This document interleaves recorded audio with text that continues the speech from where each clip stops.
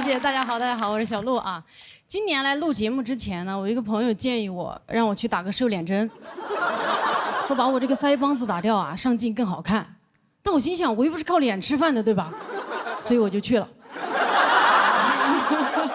反正也不靠脸，段子不好整，脸还不好整吗？不好整。我去到了那个搞脸的地方，跟那个医生说了我要打瘦脸针。说完之后，那个医生的反应啊，颠覆了我对一个医生严谨务实的认知。他当时看着我的脸，面露难色，说：“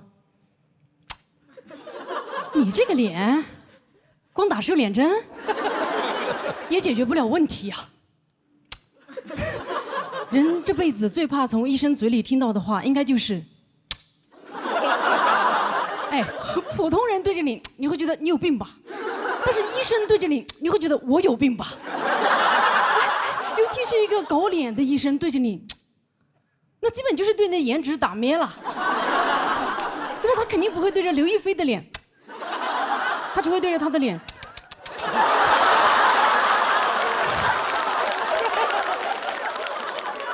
接下来啊，那个医生就开始对着我的脸一顿指点，说：“你看，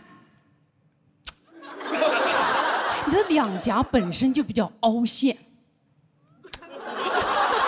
打了瘦脸针，侧面就会更寡。你的颧骨，两颊必须做填充，填充完，山根也得垫，垫了山根，那你下巴就太短也。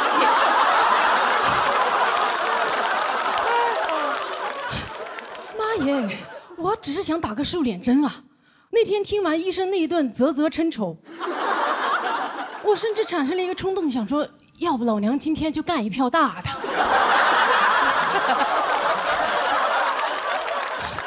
我被这个冲动吓到了，我本来只想缩脸，现在却想换头。哎，这个医生他很会搞人心态呀！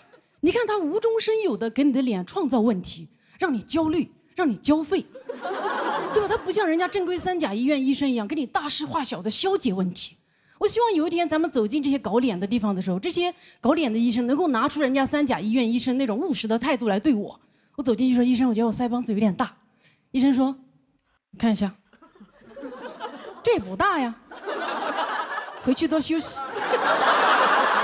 少嚼点牛肉干就好了。”我说：“啊，医生，那我鼻子也很扁，需要垫一下吧？”医生说：“我量一下，不影响呼吸吧？”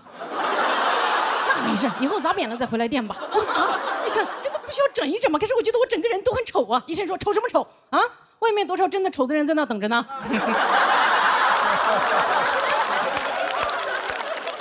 你这点小丑来浪费我的时间？这你们现在年轻人就是上网上太多了，胡思乱想。实在不自信，给你开一个美颜滤镜吧。那天在医院啊，我真的是想了很多，我甚至想到作为一个脱口秀演员，我是不是有义务把腮留住？因为现在活跃在屏幕上的这些帅哥美女，都是那种一水的锥子脸，对吧？越来越单一的美，只有我们脱口秀演员还在坚持多元的丑。这份坚持很可贵啊，因为如果人类都去疯狂的磨骨削腮的话，就这么进化下去，总有一天人类就进化的失去自己的腮帮子了，那样人类会变得很脆弱的。因为我们遇到困难都没有办法咬紧牙关了。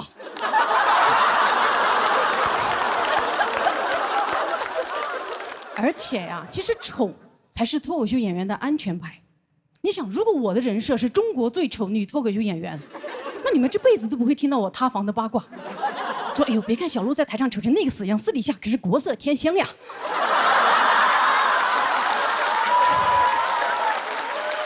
也太安全了啊！但是这个丑陋赛道呢也不好走，一是太挤，现在你们脑子里人满为患；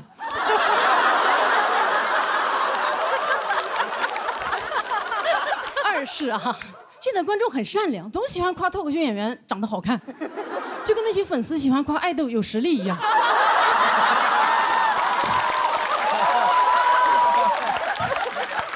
有时候我上台也会听到有观众熬出一嗓子“姐姐好美”，哇，我真的是好局促。我心想，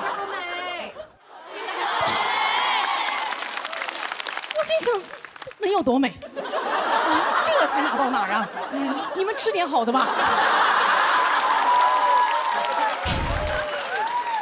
用好美来肯定好笑，非常善良，但是没必要啊。长相普通，段子好笑，他就不值得夸赞吗？对吧？我希望以后我上台，观众能如实的夸赞我，姐姐好普，professional 的普，又普又好笑，做喜剧的料。那这个时候我也会真心实意的谦虚说：“哎呦，哪里哪里，我只是幽默而已，你们才是真的普通。”哎，咱们今天观众很好啊，很能接受冒犯，因为现在啊说人普通都已经是骂人的词了。哎，普通怎么了，对吧？这个世界不就是我们普通人的吗？啊，我觉得舞台上应该更多出现普通人的脸，影视文学作品应该更多的去书写普通人的故事，要拍就应该去拍什么小美人鱼、普少女战士。以后大家刷短视频一点看那个电影解说都是注意看这个女孩叫小普。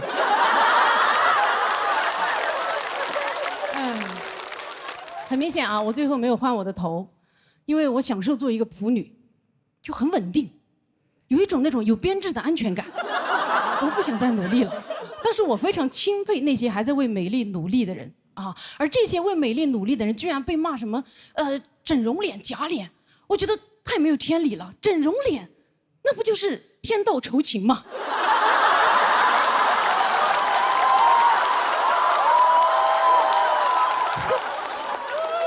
美那都是不劳而获呀，不劳而获有什么好夸赞的啊？我觉得在颜值这块，真正应该被夸赞的就是那些从平平无奇的脸上平地抠饼、灾后重建的人了。我觉得所有换了头的偶像明星就应该大大方方地告诉自己的粉丝，自己原来长得什么鬼样，这样你的粉丝才会知道他的 gay 有多努力呀。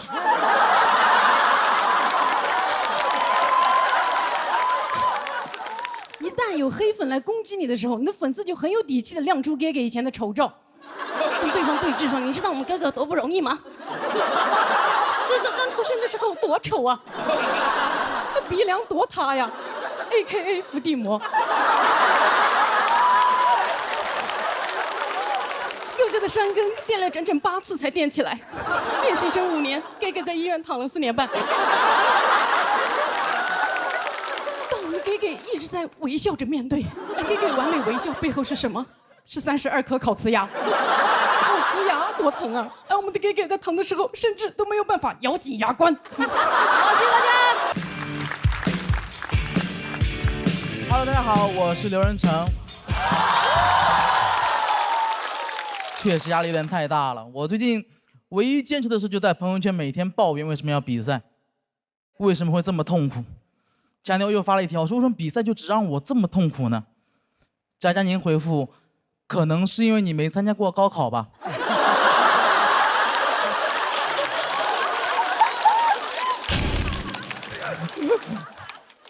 确实比赛比不明白，最近家里有点搞不懂了。说实话，我今天过年，我突然发现我爸他2颗门牙都掉了。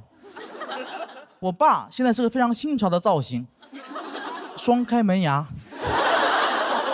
我就发现，当一个中年男人失去了自己的门牙之后，他就失去所有做男人的威严和男子气概，增加了很多幽默感，变得十分滑稽。我爸现在我心目中已经不像是一个父亲了，更像是个父亲。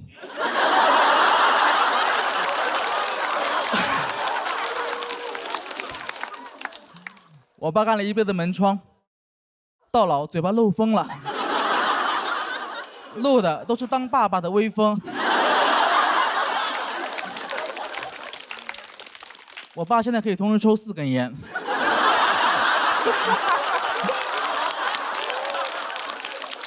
别人抽烟都是散客，他就属于卡座。其实很担心讲这个话题，大家不感兴趣，毕竟这个故事有点老掉牙了。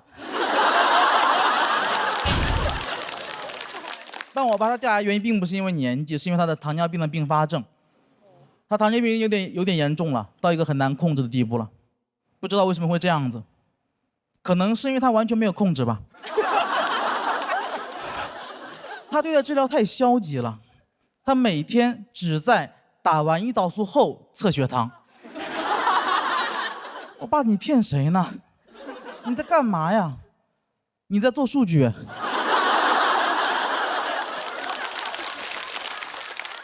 哪是测血糖啊？你纯测胰岛素呢。而且你说我爸他不控制饮食吧，他也没吃啥好东西，每天早上起来先吃一盆挂面，用最小的成本给身体最大的伤害。每天早上起来往那一坐，跟县太爷似的，升堂。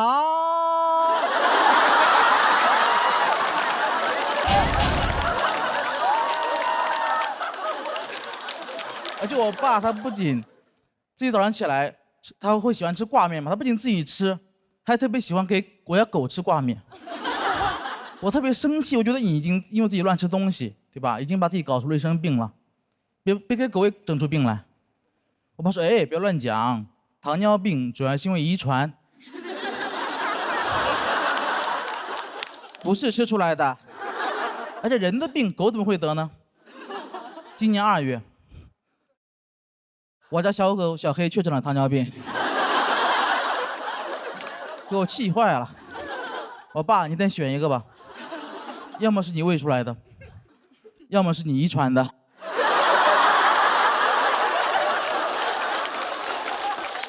哎，你考虑到遗传，很绝望，我以后肯定也会得。过几年别人问我爸，你们家谁有糖尿病啊？我爸说，我和犬子。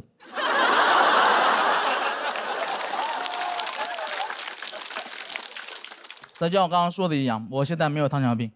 其实这个事也挺奇怪的，因为其实我才是我们家最肥胖那个人，也是饮食最不健康那个人，但我没有糖尿病。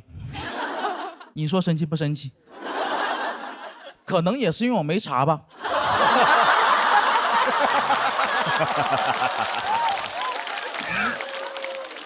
这玩意你别说，真神奇，只要不查就没有糖尿病。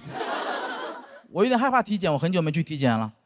我上次去体检，医生嘱咐我写作业的时候离本子远一点。但就导致这个问题在于，我现在很难劝我爸妈去体检。就每当我劝我爸妈去体检，他们就劝我去体检。你们去，你去，你们去，你去，你们去，你去。这么大年纪了，跟我玩反弹。但我真的又不敢带我爸妈我们3个一块去体检，因为我感觉我们这个家庭啊，不能同时承受这么多的打击。你不能把胖子放在一个篮子里面。要是我们家全部被查出糖尿病了，怎么办？家里挂面谁吃啊？狗都不能吃啊。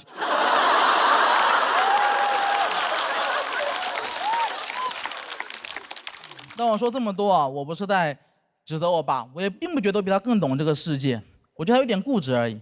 我一直很佩服我爸。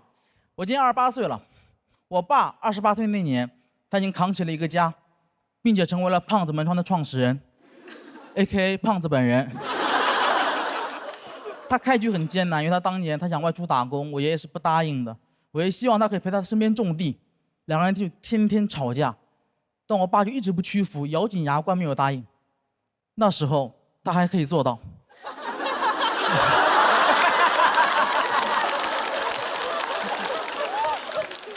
有一天他们吵得特别凶，我爷爷把我爸爸带到一个田里面，挖了个坑，跟他说：“如果你再提去外面打工的事情，今天我就把你给埋了。”然后一脚把我爸踹进了坑里，当时全村都过来看热闹了，也有人在劝我爷爷，但我爷爷不语，只是一味的挖地。这不是一般的挖地，这是道德的挖地。我现在尽量轻松去讲这个事情，但那天对我爸来说一定是非常恐怖且难熬的。那天泥土就像雨点一样不断落在我爸的头上，但我爸还是没有求饶，最后他赢了。2年后他可以外出打工，临走前他跟我爷爷说了一句话，说：“谢谢你当年的栽培。”然后才有了后面的故事。他结了婚，有了2个小孩，把整个家从江西的农村带到江苏的常州，一个经济发达、教育很好但足球很差的城市。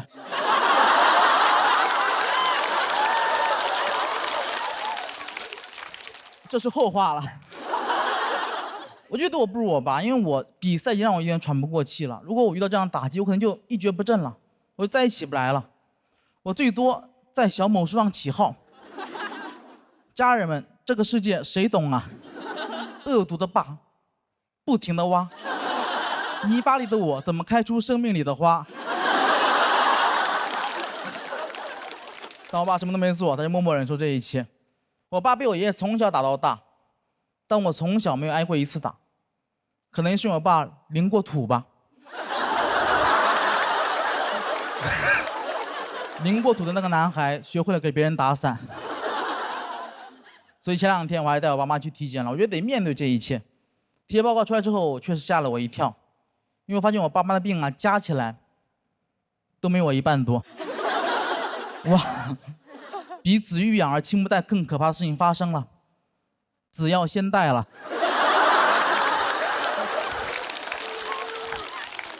所以那天走出医院的门，我爸爸一向沉默，那天很罕见的开口跟我说了一句话，他说：“儿子，你要照顾好身体啊，你要知道你的健康才是我和你妈最大的幸福。”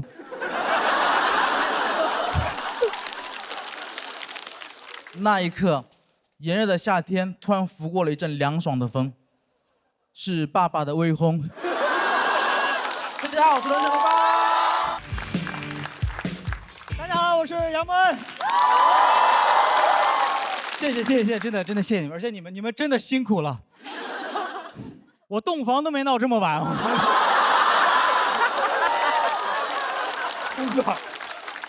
跟你说，前2天刚办完婚礼，那个婚礼其实我觉得我可以很骄傲的说，杨温结婚，大半个脱口秀圈都没来，就不是我人缘不好，就现在圈子实在是太大了。但是我把程璐和建国请过去了。你们知道现在这2边节目打得如火如荼，我把双方各自的总编剧叫到草原上喝酒唱歌，因为我的婚礼双方停战3天。他们现在叫我脱口秀核心大使，但其实我不是太喜欢这个称号，因为我那个草原婚礼我自己设计的，我就骑马入场，我觉得特别帅，结果到他们嘴里说蒙恩出塞。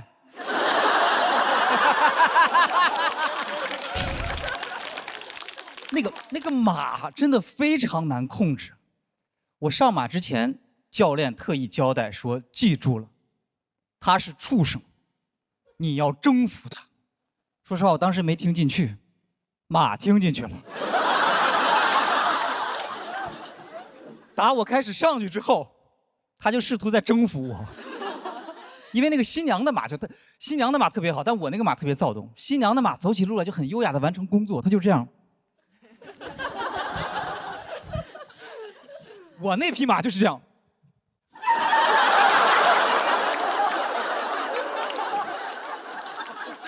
他完全不管我的死活，你知道吗？他颠得特别开心，然后我在那个马背上，我就开始这样。小北看见了说：“快，杨门在给马打气儿。”我。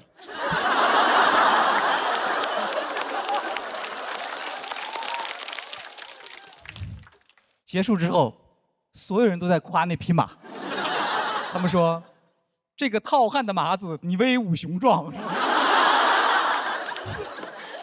其实开始筹备婚礼之后呢，就是有很多那种落后的婚俗，我就没有办法接受。就是比如说结婚那天一定要穿那个红秋衣、红秋裤，还有红袜子。就咱们难看就不说了，如果你的老公是个光头，我真的诚心建议不要这么穿，因为从远处看，真的很像刚扒了皮儿的火腿肠。然后我们那儿还有一个很扯的说法，就是说新郎去娶亲不能带姑姑，然后新娘他们送亲，姨妈们不能去。知道为什么？因为姑姑的谐音是孤，婚后会孤独；姨的谐音是姨，你俩会猜疑。这是不是有点太扯了啊？太扯！就是照这个逻辑，我就想说，谁能去？叔叔不能去，因为日子会过叔；大伯不能去，你俩会闹掰；姐姐不能去，解开了新人的姻缘；哥哥不能去，他会放了爱情的鸽子。是吧？这个习俗的核心就是你家要有个王建国，你结婚全家别出门。王建国自己结婚都不能去呢，因为家有王建国，日子往见过。所以我当时跟婚庆聊的第一条就是，拿掉所有和谐音梗有关的习俗。但我所有东西我都拿掉了，但只有一个拿不掉，就是那个早生贵子。我妈非要在那个床上就要放那个干枣、花生、桂圆、瓜子儿。说实话，我俩领证3年半了，一直没孩子，是因为床头忘放干果了吗？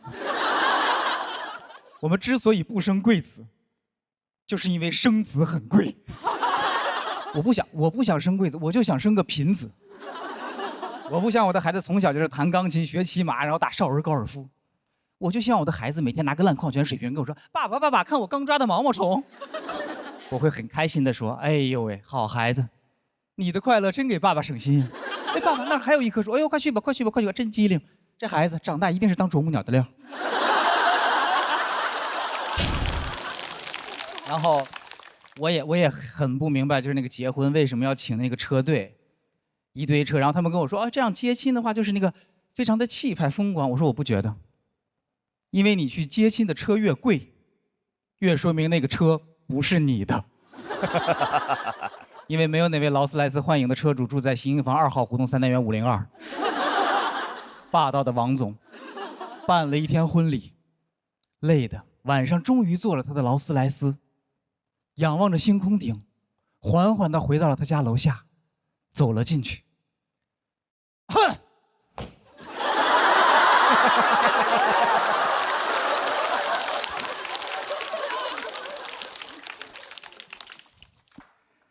喂，小刘，1楼的感应灯记得修一下。我绝不允许我的女人在楼道里跺脚2次。所以就是我觉得一场好的婚礼，你就应该拿掉所有和你没关系的繁文缛节，然后留下真正对你们有意义的事情，比如随份子。随份子这个事儿真的是。我随的是，我觉得我说这人情社会的文化糟粕必须废除。收礼那天，这老祖宗定下的规矩了，谁敢不从？然后我以前参加婚礼的时候，我就想，如果我只去，不给钱，他们会不会发现这个事儿？这次结了明白了，一定会发现，因为不然你们以为洞房花烛夜，一对新人关了门之后会干什么？当然是对账了。不仅对账，我们还得验算。验算的时候，我俩就知道为什么我们俩这么般配了。因为以100为单位的纯加法，2个人算3遍都算不出一样的数来。但是那天晚上非常的开心，那天晚上我们都听到了最悦耳的来自父母的指责。我老丈人晚上在吼我们说：“你俩数钱小点声。”最后，当我们终于忙完了一切，然后精疲力尽的躺了下来之后，刘佩玉含情脉脉的看着我说：“要不咱俩再数一遍？”我真的当时我一个蹬就我就起来，我掏出计算器，我说就等你这句话呢嘛，归零。这个我想说就是这个世界上，到底懂不懂不重要，最重要的是有一个懂你的人在身边。我们俩都知道，就是婚姻不一定会让人变得更幸福，但数钱可以。谢谢大家，我是张坤。哎，大家好，我是灯。有没有觉得最近2年这个世界变化的太快了？一会儿打仗，一会儿贸易战。我这个眼镜是进口的，有点磨损了，想买一副新的，碰上了加关税，也没舍得买。这个世界我现在越来越看不清了，小某书也看不懂，上面的生活有点太精致了，不太像真的生活。我倒不是说我多么清醒啊，就是我这个人很难被图片给迷惑到，你懂吗？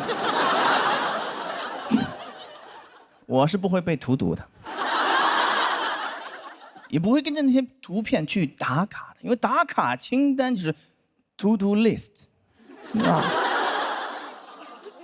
刷起来也费劲，得配合着读屏软件，碰到字儿他就给你念出来，碰到图片他会给你大概的描述一下有什么。戳穿了一切，刷到过那种文案吗？梧桐区这个展览邂逅夏日呼吸感，读出来是一个人在一幅画前摆姿势拍照。读到本质了，小某书的本质就是摆姿势拍照，啊，非常无情啊，没有 IP， 没有品牌故事。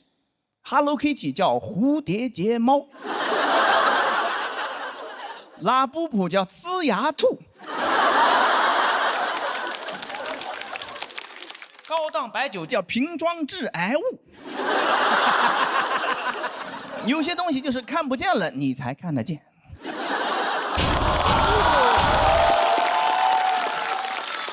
瞎子就不会盲目跟风的，我告诉你们。为什么对这个东西这么警惕呢？因为这些还算是那种包装起来的洗脑，我每天面对的是那种直接的洗脑。就感觉 U 盘直接插我脑子里了，一进电梯就来了，找工作跟老板谈，跟老板谈，跟老板谈。牙线是谁的妈妈，谁的妈妈，谁的妈妈。摔跤，摔跤，老摔跤，孩子走路老不稳太难，那稳稳鞋。我家小区电梯被那个承包了，我一出门就是摔跤，摔跤，摔跤。我一到家还是摔跤，摔跤，摔。我心想，摔跤会不会不是鞋的问题？你要不带孩子去医院瞧一瞧呢？孩子摔跤老不好，多半问题在小脑。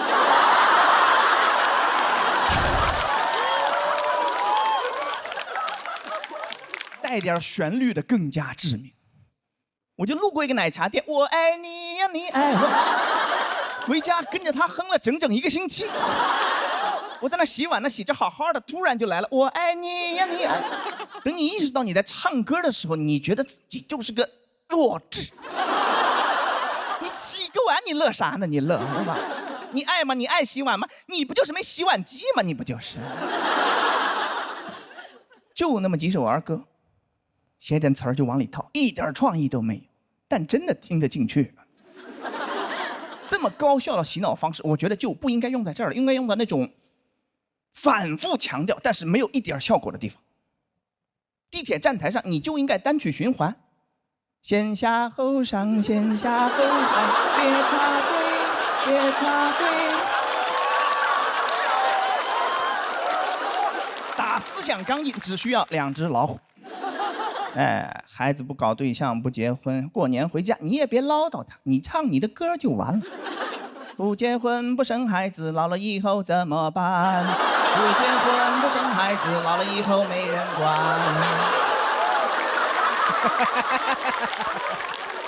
孩子年初2就回上海了，过年外卖都点不着，只能自己做饭，吃完收拾在那洗碗。洗着洗着他就来了，不结婚不生孩子，老了以后怎么办？原生家庭可以不要，思想钢印你抹不掉，是吧？信息太爆炸了，我现在有点羡慕聋人。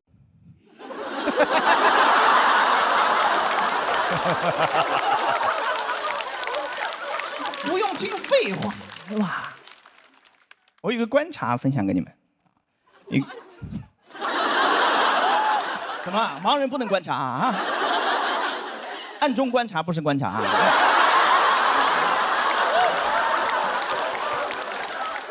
但凡有效的信息，他们都会给配上手语。留意过飞机上那个安全演示片吗？每一次对蓝天的叩问都是全新的探索，从中国到世界，不论是出发还是归来，东航伴你筑梦起航，共赴美好。这段话就没有手语。中间教你怎么使那个氧气面罩那会儿，专门花钱请了个人过来，嘎嘎嘎，他也知道什么重要。安全演示片根本没人看，救聋人。一看见出来比划了，哎呦，保命的知识来了。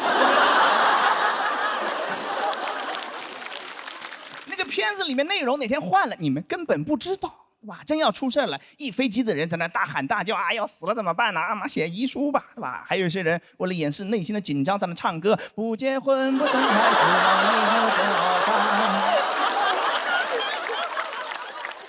只有2个人，无比镇定，一声不吭在那聊天。我给你们翻译一下啊，你不要紧张，刚才片子我看了，第4排下面有降落伞，你跟我走。但只有2个，不要声张。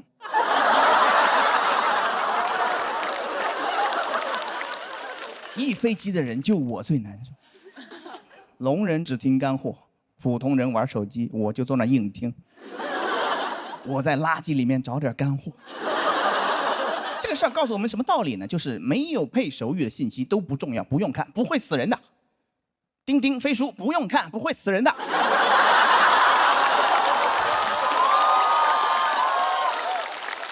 刚才这句就是干货。播的时候后期会给配手语的，你们看吧。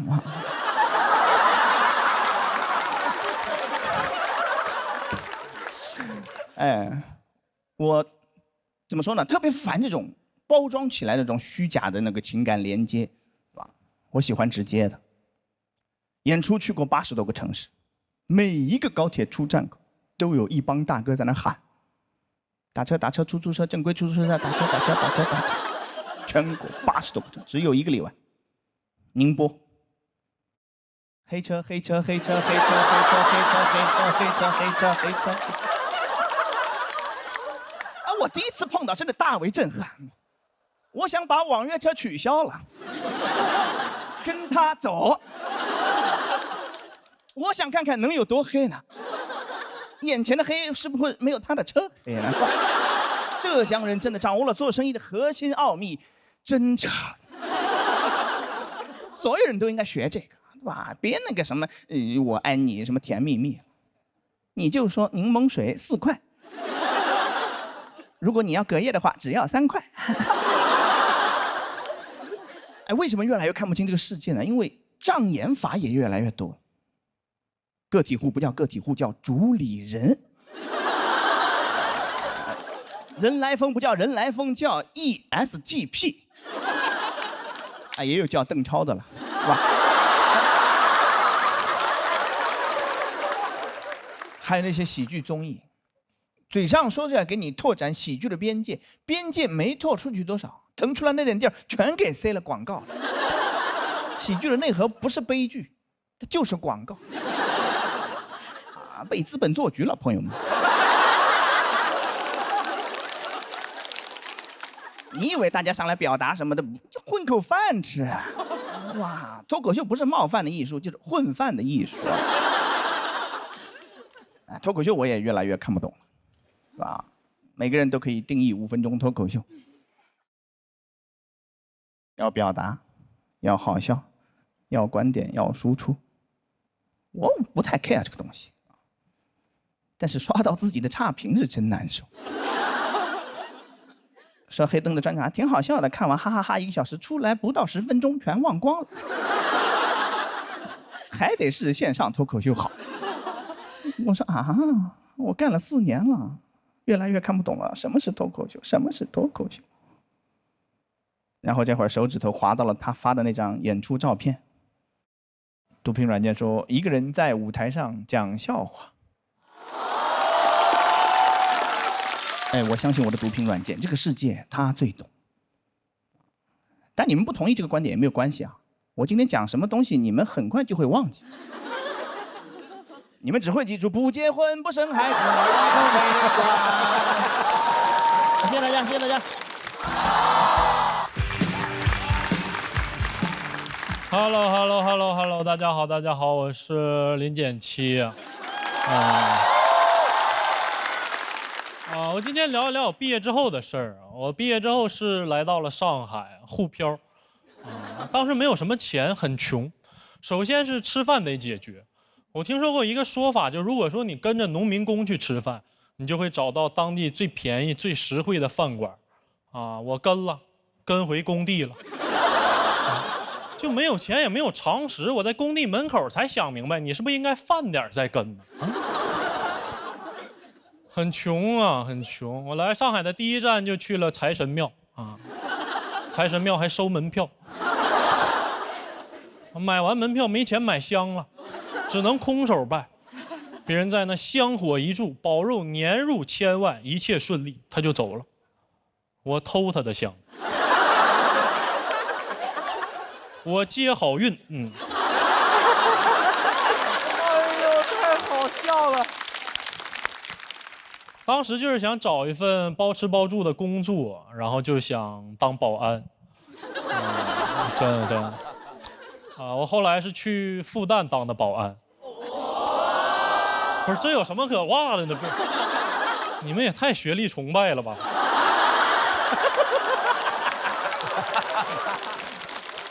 其实我也一样，我为什么去复旦当保安？原因很简单，就是我想在以后朋友聚会沉默时，我突然说一句“自由而无用”。他说什么玩意儿？我说没事，我们学校校训。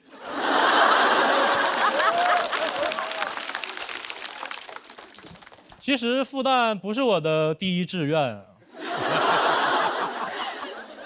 我本来想去迪士尼当保安，当保安王子，把在逃公主全接回来，被迪士尼拒绝了。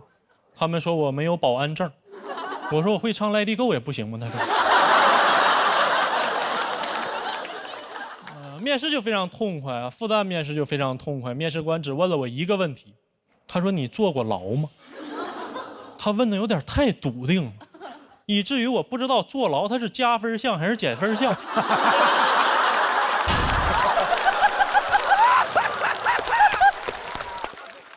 我脑袋也是一抽，我跟他说：“我可以学。”去复旦校园里准备报到啊，非常开心啊。正美呢，被门口保安拿下了。他说：“你是干啥的？”我说：“我过来当保安。”他说：“那以后我们就都是同事。”我说：“就非得说是同事吗？就不能说是校友吗？”我当上保安，我发现每天早上保安要集合做操啊，队长要教我们指挥停车的几种手势啊。我当时就发懵，我说这怎么还指挥上交通了呢？这是复旦大学还是交通大学？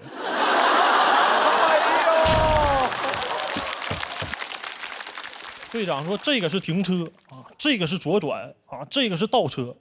教完之后，他开始训话。他说：“今天我们的任务跟往常一样，校园内他不让停车。”我说：“那刚才教啥呢？你不让停车的手势我见过呀，你就去。”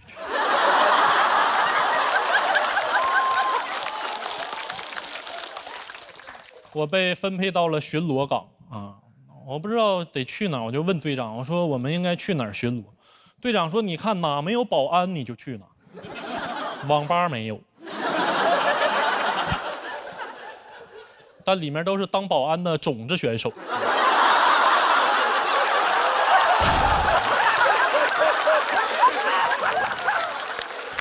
其实我们巡逻就是负责复旦学生的安全啊，但是复旦学生非常安全啊，我们唯一能干的事就是把倒了的共享单车摆正。但是复旦学生素质有点太高了，车倒了他们自己会摆，也就是说我干了一份毫无意义的工作。我每天就在那找活，我就在那找倒了的共享单车。有一天我终于找到一辆，非常激动，我这么一扶倒了一排，我非常开心，因为终于有活干了。但是让我非常羞愧的是，复旦学生开始围过来帮我，我都有点急了。我说这是我的活啊，你学去呀，你不学我也不学，那复旦开它干啥呀？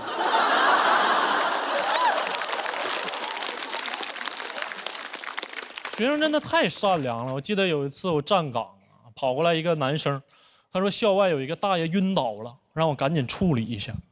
啊，我不能让他白信任我，但我也必须得站岗。我就跟他说：“那你当一会儿保安。”我把帽子给他戴上。当他向我回礼的那一瞬间，交接仪式完成了。我赶紧找到大爷一看啊，大爷在那睡觉。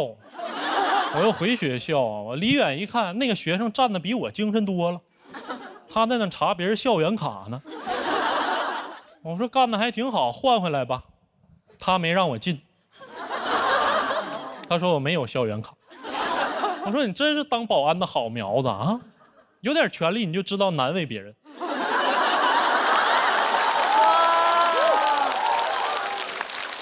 他说就是跟我开个小玩笑啊，觉得当保安挺有意思的。那一刻我情绪非常复杂，就是他能随时替我当保安，我不能替他念书，我会的就那些玩意儿，对吧？你们想，如果课堂上老师对我提问，他说高分子材料在哪个区域有不可替代性，我说这个区域我不负责，你可以问他。啊，老师说你赶紧回去复习吧，我说去。其实那段时间过得非常的孤独，也没有人可以说话，然后我就写成了日记，我给大家念一下。晚上下班了，保安都去钓鱼了，都在河边站一排，河很安全，鱼很危险。我没地方去，我就去对面写字楼厕所里哭，哭完回来才想起来没上厕所。当时很晚了，我路过河边，只剩一个钓鱼的保安了，我们也不认识。他问我要大鱼不，我说不要了，我自己都没地方待，他就给放了。他说做大鱼真好，自由。哎呀，其实也没啥用。我意识到我们是校友。他说临渊羡鱼，不如退而结网。他说完，我就去网吧了。好，讲到这了，谢谢大家。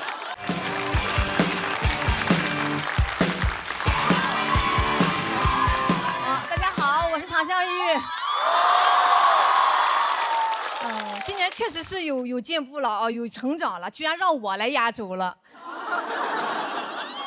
啊，还行。其实我这一季呢，没怎么讲家里的事儿，毕竟家里人也改过自新了，不敢上热搜。我三姨还写了封信拍给我，特别感人，那纸上甚至有斑驳的泪痕，这转变也太大了。我拿到手才发现，哦，那是油，我吃饭的时候写的，啊，谢谢三姨给我加油。人是改变了，但家里条件没怎么改善。就有亲戚问我了，你也有出息了，咋不帮衬家里呀？你没结婚没孩子的，钱都花到哪儿了？我说花到女人身上了。什么女人？我这个自私的坏女人。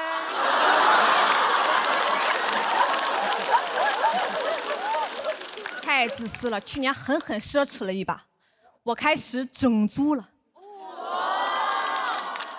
我相中了一个3层老洋房的阁楼，也不便宜的哈，比祥子那个好多了。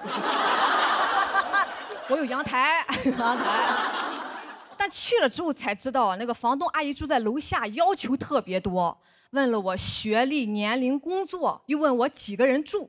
我说我单身，1个人住。她说那可不一定，谈了朋友，谁知道会带什么人回来住？我说那不会，一个阁楼有什么脸带人回来住？我带个1.8米的，头都没法抬，一抬头顶梁柱。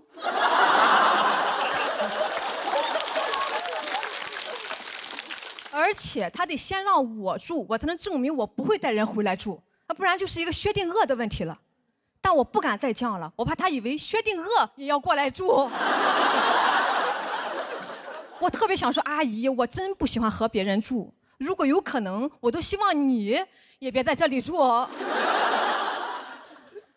她说，哎，就是怕租给了不三不四的。我哪里不三不四的？我人五人六的。我都没说我做脱口秀的，那不得把他吓死呀！反正就是各种挑你，什么一个外地小姑娘不稳定，咱也不知道要多稳定。我在这阁楼里住一辈子吗？就不出阁了吗？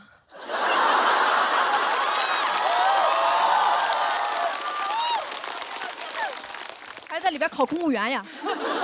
那以后别人出问题叫塌房，我叫内阁下台。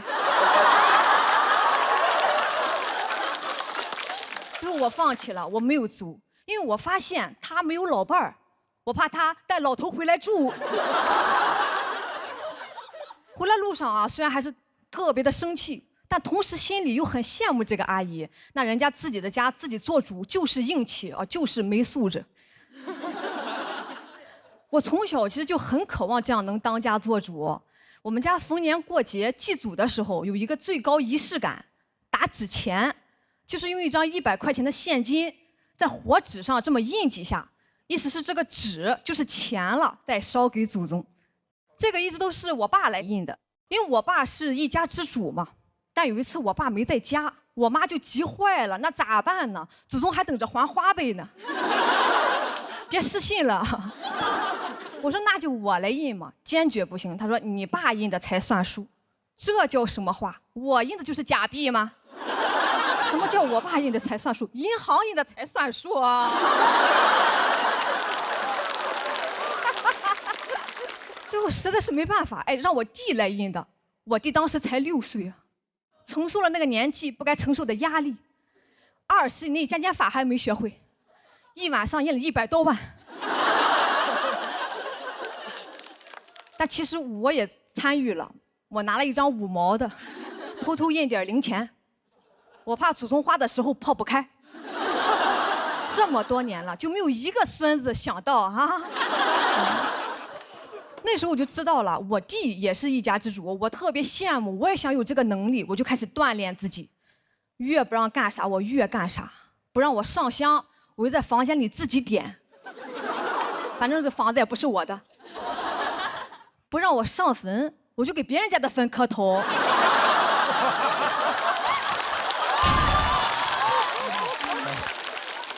也算是磕到了，磕到了。我那会儿一放学就往坟地里跑，磕到老李家的时候还被发现了，被人发现的啊，被人发现的，把李家人气坏了。你自己家没有吗？显得你孝顺呀啊！我就是想知道怎么能当上一家之主，我把户口本都翻出来了，哇，更迷惑了。我堂堂嫡长女，居然在最后一页，我何曾当过倒数第一啊？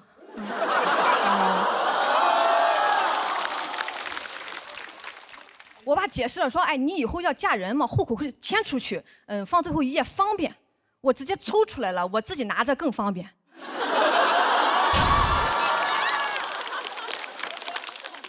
我爸说你要造反呀，听听这个用词，谁还分得清他和皇太极？我说我没有，我只想多儿滚。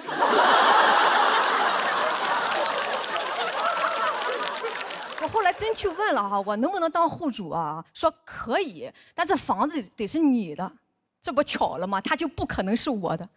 旁边有个大哥就建议我了，那你可以让父母过户给你呀。真是个好建议，我咋没想到呢？我不禁开始思考一个问题：先有鸡还是先有蛋？他们要是给我过户，我还用开户；长公主要是能登基，还用夺嫡呀。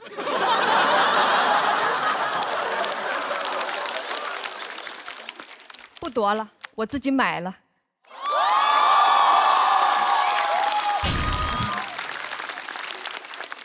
对，现在站在大家面前的不光是一位美女，也将是全村第一位女一家之主。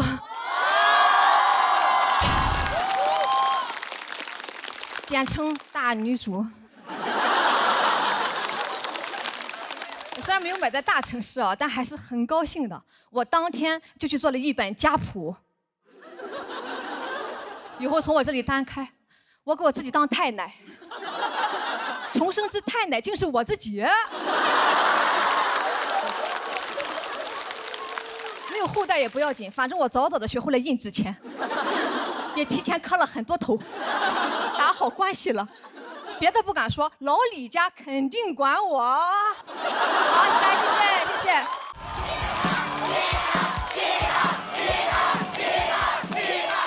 Hello， 大家好，我是嘻哈。谢谢。哎呀，节目都看了吗？好不好看？我也觉得。节目非常好看啊，真的看得我激情澎湃的。那节目播出之后，我的生活也发生很多变化，就是收到了非常多的私信，我都有看，因为在座的应该有给我发过的吧？有。有一些很多啊，有很爱我的，表达了一些对我的喜欢，我非常开心。但看到一些也不好看的，有骂我的。我一天在家里，我就坐在沙发上，我就读私信。哎，其中有一条我就读得非常大声，我就在那读，我说：“嘻哈，你没有教养，你说话声音太大。”我都还没有任何反应，我爸从书房冲出来：“谁说你声音大？”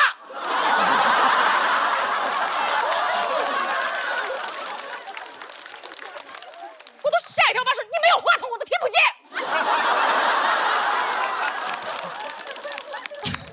我在那个沙发上掏耳朵，我突然觉得这个私信真的说的还是挺有道理的，真的。既然都聊到这儿了嘛，那今天就来聊一聊我的爸爸啊，我的爸爸是一位人民教师啊，很多人听到这个职业就会很惊叹，但是大家真的不要惊叹，就怎么说？我有多不像空姐，他就有多不像老师。真的记忆非常深刻的是，有一次小时候小学我在被同学欺负，剪我的头发，我就还手嘛，我们两个人就互殴起来，结果就请家长了。对方家长一来，来势汹汹的直接问我爸：“你怎么教育的？”我爸说：“谁让你孩子剪我女儿的头发？”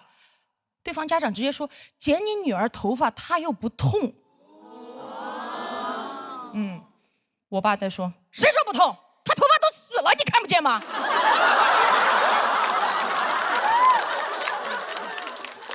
然后过来看了我一眼，抓着我剩下的发，你看，还有些没死透的还在哭。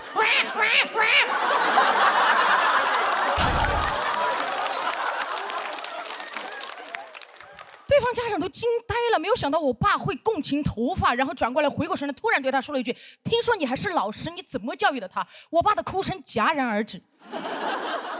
当时他就叹了一口气，走出门外。过了一会儿，他就进来了，抬手看了一眼手表，对那个家长说：“哈哈，5点半了，老子下班了。”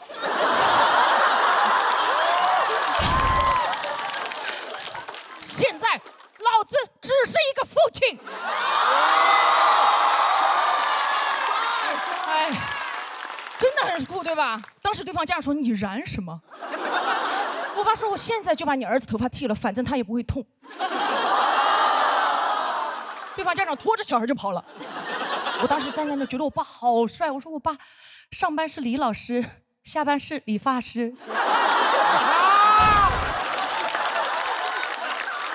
而且那一次事情过了之后嘛，我就一直很想感谢他，就总想为他做点什么。就有一次放学回家了，我就乖乖在家把他的拖鞋摆好等他回家，但家里的小狗老是跑过去把鞋弄乱嘛，我实在没有办法，摆了好多次没有耐心了，最后就用502把他拖鞋粘好固定。爸爸回家一开门，看到门口摆着整整齐齐的拖鞋，热泪盈眶。穿上去的那一刻，欣慰的笑了。迈出去的第一步，门牙断了。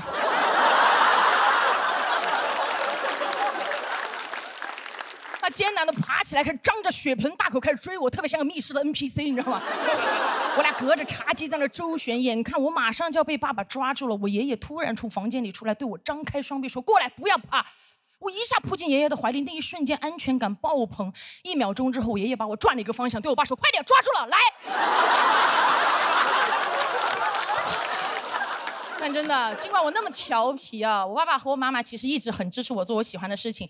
当年就是一意孤行的去当空姐，他们也很支持，也很开心。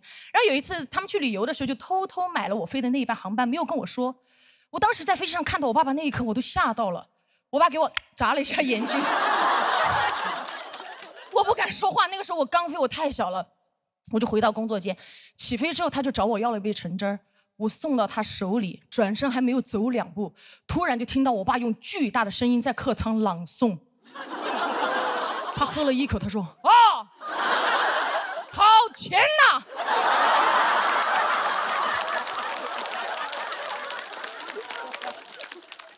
天哪，这个公司的橙汁太好喝了！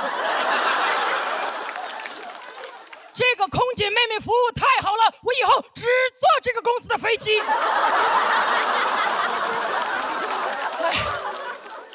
当时周围旅客都盯着我爸爸，以为橙汁的供应商来了。早知道他这么能广播，我就该给他统一春福备茶。啊！我爸一拿着就啊，这个牌子的茶太好喝了3重备货，口口生香。我以后只喝这个牌子的无糖茶。哎呀，没有想到我爸居然可以接商务了，真的。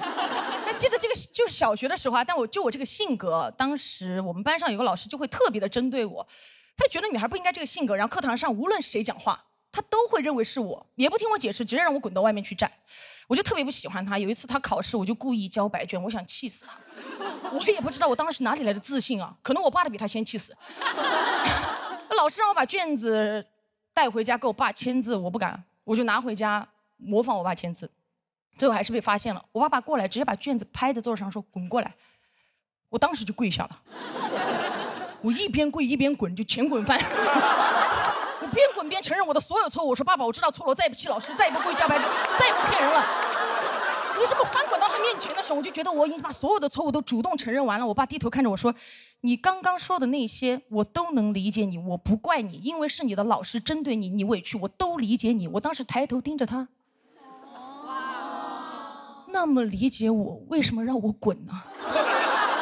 我不理解。我爸说：“呵呵，不理解是吧？我叫什么？”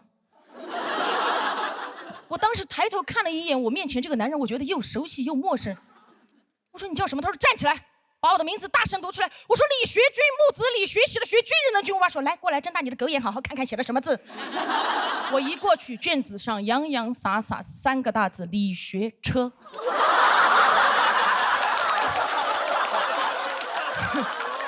我爸说，我学车，我学什么车？你把我那个军子上面的土宝盖给我掀到哪去了？学敞篷车。啊！怪不得我到你学校去，你们老师都喊我居哥。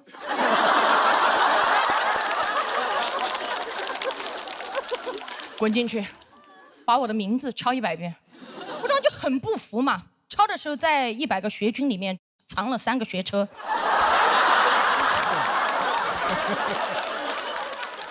后来那天加起来，我一共抄了400遍。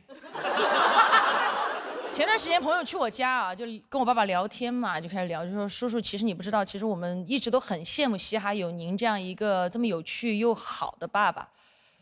我爸当时在旁边挺不好意思说，哪里好了？这不是一个爸爸正常该有的样子吗？我朋友听完，当时在旁边就说，嗓门确实挺大的。其实这次来之前，我压力也蛮大嘛，因为看了那么多不好的评论，加上又是半决赛。然后爸爸走之前跟我说：“你好好讲，不要去管那些不好的评论，有我和妈妈，你什么都不要怕。”我当时转过去盯着我爸爸，我说：“爸爸，原来你可以小声讲话。”我爸当时说：“当然啦，因为最好的脾气要留给你和妈妈。”谢谢爸爸，谢谢大家，我是嘻哈。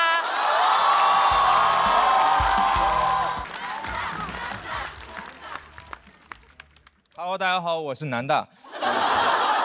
没有，我就不是南大，我是北大。大家好，我叫谢谢。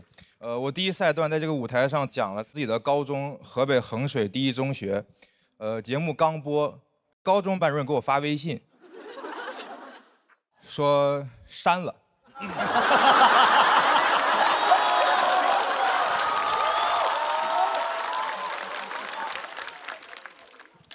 他说你这样说你的母校是非常恶劣的。我没弄明白，怎么就母校了？啊，我母校不是北大吗？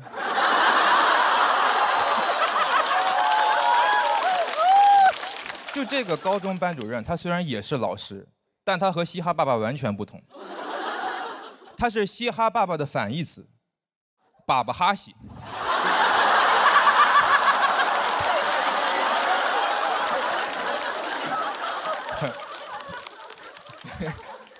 比到半决赛，大家都疯了。你们今天回家路上就会突然脑子里蹦出来，粑粑哈西。但其实我们河北学生从小就会为了考进衡中刻苦努力，可以说是吃得苦中苦，方吃苦中苦中苦。我们从初中管的就很严，甚至会管发型，当时要求男生要剃寸头，长度不超过9毫米，女生运动短发，长度不能过耳。每天一放学，那个场面就是一群猕猴桃混着爱探险的朵拉出来了。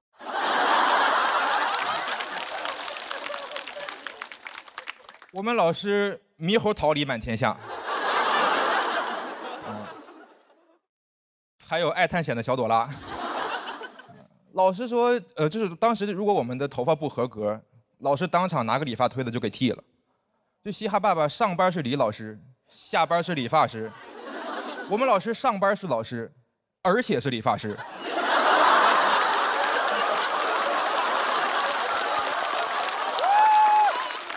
他既是 teacher 也是 barber。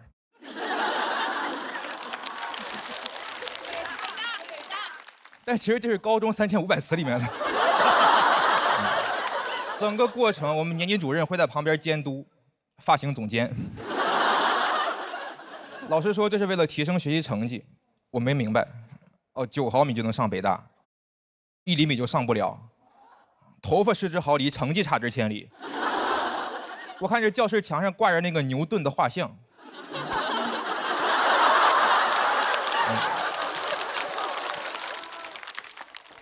顶多是个中专。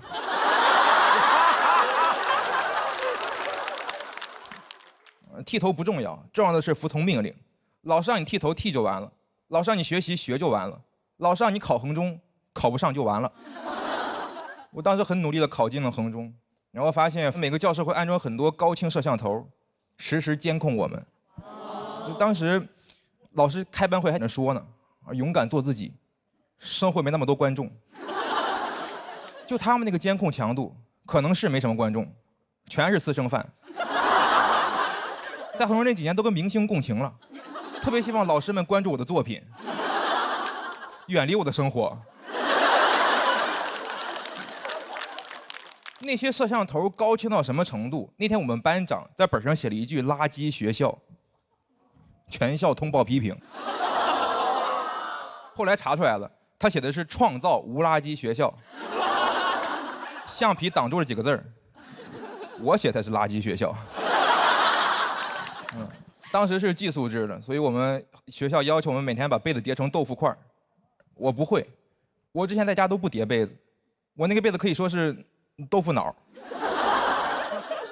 而且我们当时也没有时间每天叠被子，就会准备2床被子，一个盖，一个叠成豆腐块，放在那儿应付检查，叫样被。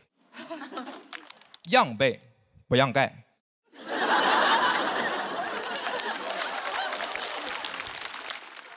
但是其实老师检查的时候也能发现是样被，他们不管，因为这样也算通过了测试。就在老师眼里，我这个被子哪怕是样被，糊弄糊弄也就过去了，糊弄糊弄呢，我这辈子也就过去了。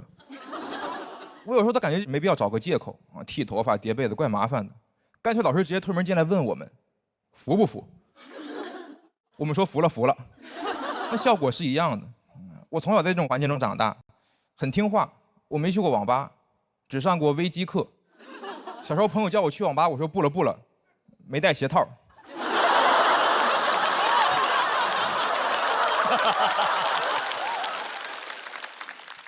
但我高考结束之后，我就发现好像所有的规矩都消失了。我这种服从惯了，反而有点迷茫。没有人给我发号施令，我就不知道该做什么，感觉自己像一个那种 AI 助手，只听得懂指令，不然我就服务器繁忙。那段时间你要求我帮忙，就不如要求我帮忙。你跟我说能不能借我200呀？谢谢，就不如你给我转200。我那段时间就不太适应自由的生活，我发现自己可以留长头发，也可以不叠被子。我那天甚至鼓足勇气玩了一晚上手机，没事儿。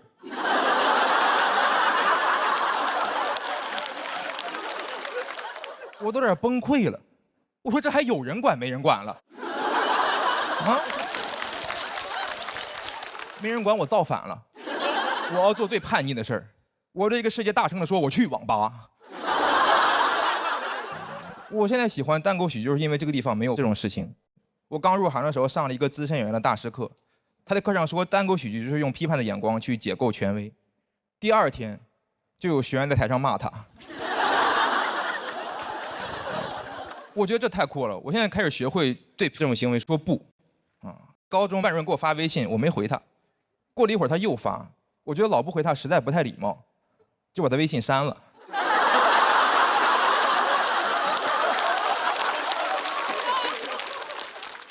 高中班主任现在在我这儿已经没有微信了。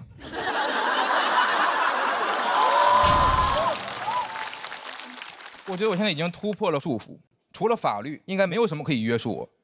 今天就讲到这儿吧，因为节目组说不能超过7分钟。谢谢大家。谢谢，哎，谢谢大家，谢谢，哎，好像刚才没有见到我一样。哎，很开心啊，今年不用比赛当老友了，做脱口秀真好哈，年纪轻轻就可以倚老卖老啊。我和付航今年迭代了去年的老友啊，去年的老友庞博横向调动为主持，去年的主持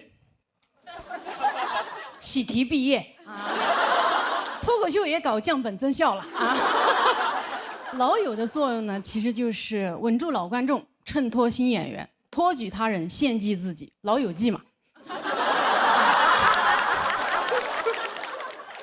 所以大家能听得出来啊，现在的出梗已经有一些调皮了啊，这就是我今年的喜剧风格啊，笑不死风。啊，我就会讲那种观众会笑，但又不至于威胁你们生命安全的笑点。你们听完之后，统一的反应都是哈哈，笑不死。当然。如果我这么控制还是太好笑的话，那就说明姜还是老的辣。要是真不好笑的话，那就说明姜乃是你们的辣。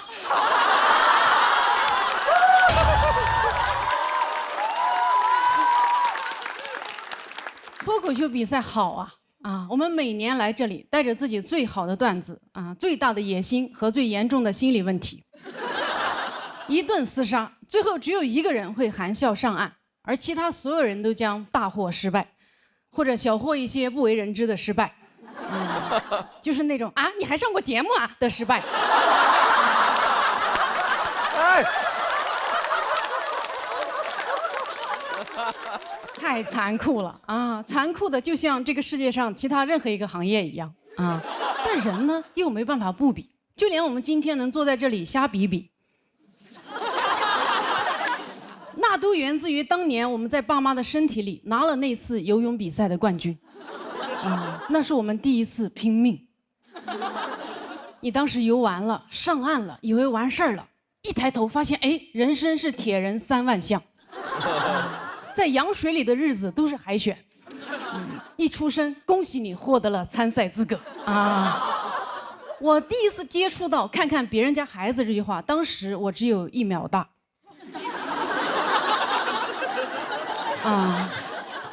我出生的体重5斤2两，隔壁床的孩子8斤4两。我妈当时看着我说：“咦，这孩子怎么缺斤少两的？”我爸说：“哎呦，是不是没生完？”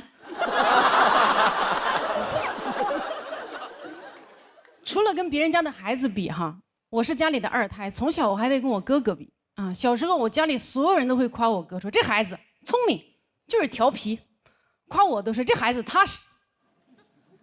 就是踏实，踏实这个词一听就脑子不太好使，并且小腿很粗的样子，确实是这样。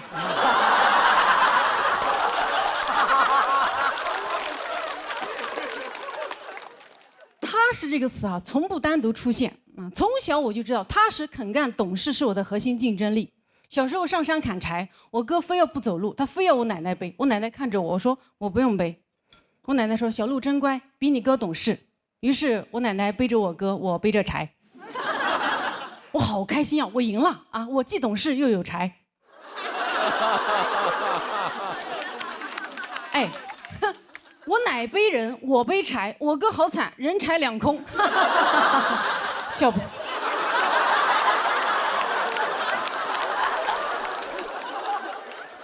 作为一个踏实孩子，我确实很肯干。但我今年在干完60场专场之后，我的嗓子失声了啊，说不出话了，跟今天的付航一样，被命运扼住了喉咙。我当然也没有这个备用的嗓子嘛，所以我只能取消了演出，在家闭麦了10天。那个感觉怎么说呢？无语了。大无语事件。我无语之后呢，我妈这辈子第一次对我进行了正面管教。她跟我说：“你不要再拼了，你已经很棒了。”哟，天哪！突然听到这句话，东亚小孩，我的天都塌了。哎，你已经很棒了，在我听来就是，虽然你没有获得更大的成就，但你这辈子就这样了。这是人说人的话吗？这不是我说我家狗的吗？啊，没有在沙发上尿尿，你已经很棒了。你才已经很棒了，你们全家都已经很棒了。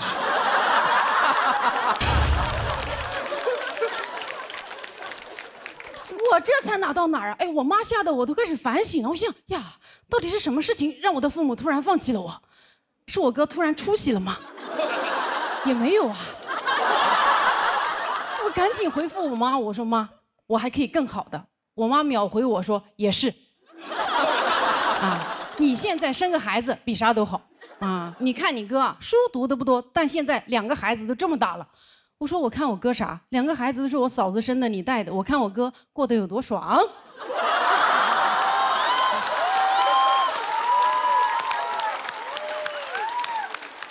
我妈说：“呀，这你跟你哥比啥？”哎，又不让比了。你发现啊，父母这个评判标准真的是说变就变。小时候跟你说好好读书比啥都强，现在跟你说生个孩子比啥都强。以前跟你说人这辈子得做点事儿出来，现在跟你说人这辈子得做个人出来。2个更好啊，3个最佳。我不是不想做人，我只是不喜欢别人教我做人啊。我现在确实也想生小孩了啊，但我想生小孩不是因为我觉得生个孩子比啥都好，而是我觉得生个孩子怀着孕来比段子比啥都好。哎，你想一下，如果我能怀着孕来比赛，那简直是喜剧之王炸，对吧？比好了是带球过人，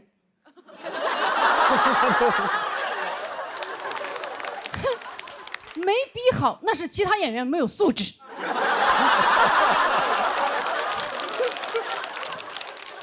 不给老弱病残孕让位啊！但是啊，我一直都没有怀孕啊，看来我的孩子不想为喜剧而生。我办的游泳比赛没有人下水啊！我现在突然意识到哈，怀孕本质上就是一场服从性测试，只有那种在娘胎里就想比的人才会出生啊！一出生就被比，所以叫 baby。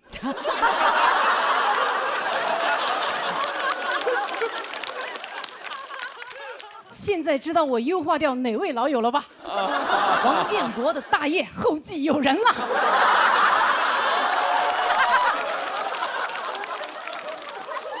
其实我今天想说的就是，生而为人，就说明你天生爱比啊，爱比不是病，想赢不丢人。你不是好胜心重了，你就是 DNA 动了啊！咱们爱比就多比啊，都别装不比哈，最烦装不比的人了。好，谢谢大家。嘿，大家好，大家好，大家好，谢谢，嘿嘿，哎，谢谢啊。哎呀，今年节目播出后呢，收到了很多的反馈啊，我最近过得比较的煎熬，因为收到了很多的夸赞。哎，我这个人特别怕被别人夸，每次别人夸我，我的本能反应就是我要反驳他，让他觉得他错了。啊，前段时间还有人夸我说啊，小洛，你也太好笑了，你的结婚段子太炸了。我说哎呦，没有，我一点都不好笑啊，是新郎太可笑，你结你也炸呀。对方说哎，那倒不用了，你今年还时尚了很多呢。我说哎呦，时尚啥呀时尚，这不都装的吗？哎呦，私底下土的要死，我每天都在家唱布鲁 biu 布鲁 biu， 空隆康啷康啷康啷空隆康啷康啷康。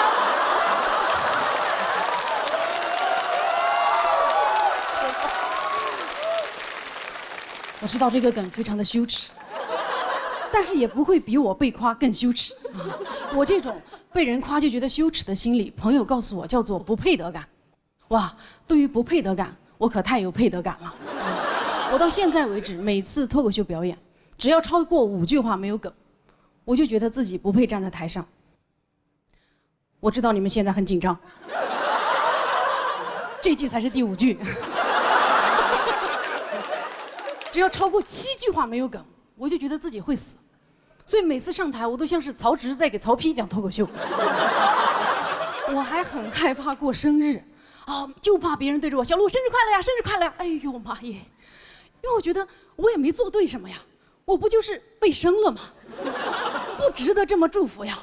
所以每次我都很局促，局促的像被爆了什么黑料一样，恨不得一个劲在那说：“哎呦，不好意思，很抱歉，占用了公共资源。”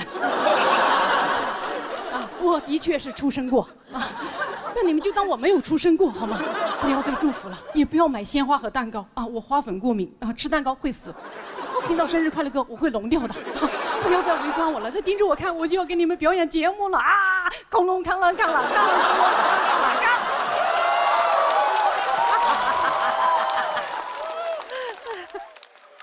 我朋友说啊，我这种深深的不配得感，底层是因为我不够爱自己。他说我得学会爱自己。我心想啊，爱自己，人不是应该多爱爱别人吗？我从小接受的爱的教育都是向外的，你爱家人、爱朋友、爱这个世界。我一直以为爱的流动就是你爱我呀，我爱你。哇，现在突然这个爱它转向了，哎，出口要转内销了。你得爱自己了，哇，这种感觉特别像你在山洞里啊苦练了几十年的九阴真经，一出山奥本海默了。我倒不是说爱自己不好啊，我只是觉得好难学呀，啊，这相当于转专业了呀。所以我就问那个朋友说，爱自己怎么学呀？朋友说你预算多少，给你找心理咨询师啊。然后呢，我就开始自学，看了一些爱自己方面的书。小红书，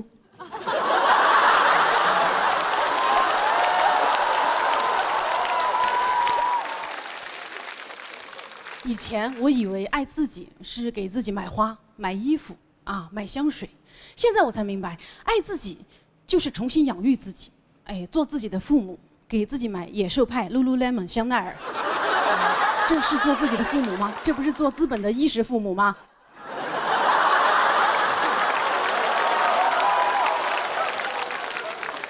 资本跟你说，你得花钱啊，爱自己，治愈你的童年。你一看那个价格，哎，我的童年是得了什么大病吗？真是的，现在就是爱自己已经成了财富的密码，总是捆绑着严重溢价的东西。你买的越不值得，越觉得自己值得。以前买东西，你问商家为什么这个更贵，商家说因为它值呀。现在你买东西问为什么这个更贵，商家说因为你值得。这叫爱自己。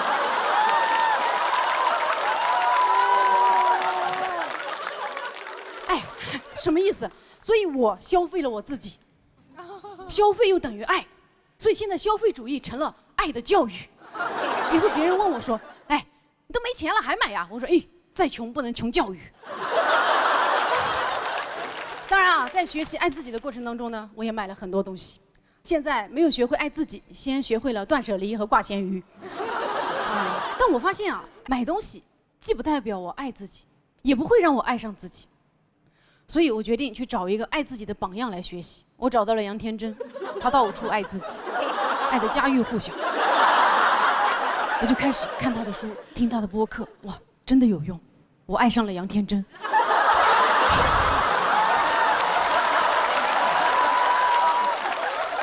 学歪了啊！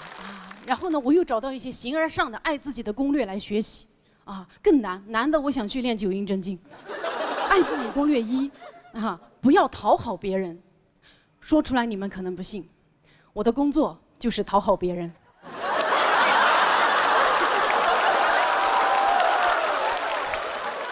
我爱上自己那一天，就是我在台上光说话不加梗的那一天。到时候观众都会在下面蛐我说：“小鹿怎么回事？一个梗不说，光自我陶醉呀。”旁边观众说：“哟，听说是爱上自己了。”爱自己攻略2啊，接纳自己的真实情绪，这个也很难做到，因为我从小学习的啊，都是掩盖自己的真实情绪，什么胜不骄败不馁，宠辱不惊，哎，不要暴露野心，我一直都是这么做的。我之前参加了一个脱口秀某大会，上去就被人淘汰了。当时每个人来问我什么感受，我都在那强撑着装豁达说：“哎呦，哈哈哈，比赛嘛，有输有赢，谁都有可能被淘汰，所以也不觉得有多么的意外。”但是其实当时啊，我内心最真实的情绪是，完全没想到啊，我被淘汰了第一轮啊，哎呀，好丢人呐！哎，还好被复活了，哎，又被淘汰了。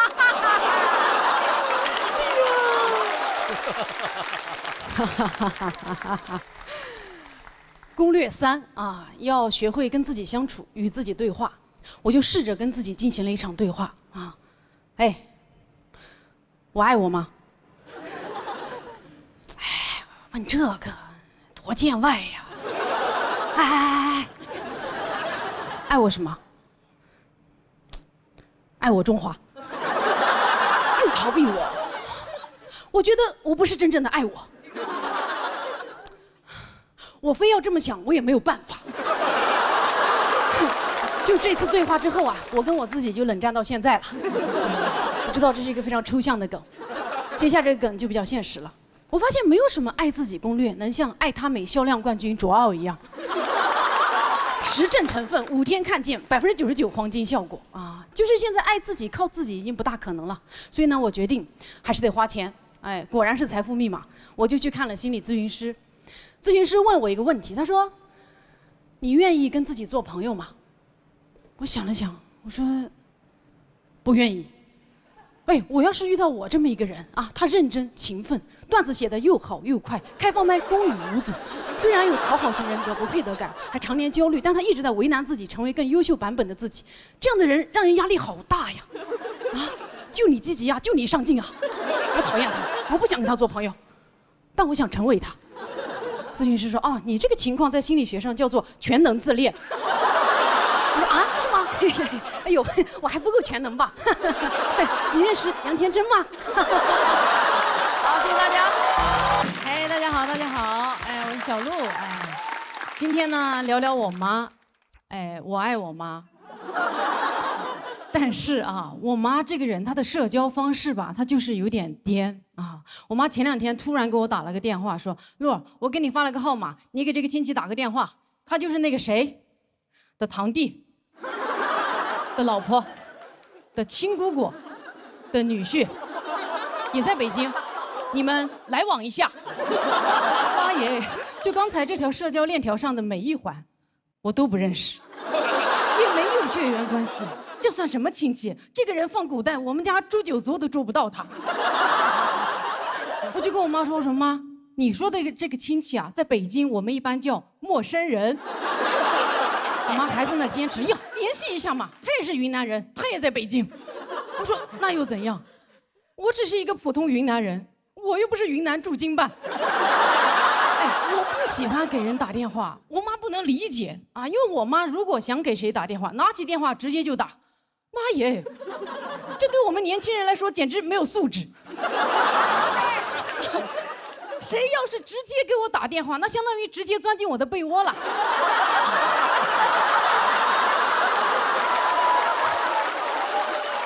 我妈是钻进我的被窝，还揪着我的耳朵一起去钻别人的被窝。我真的做不到。我活到现在为止，我能拿起电话直接就打的人只有110和 Taylor Swift。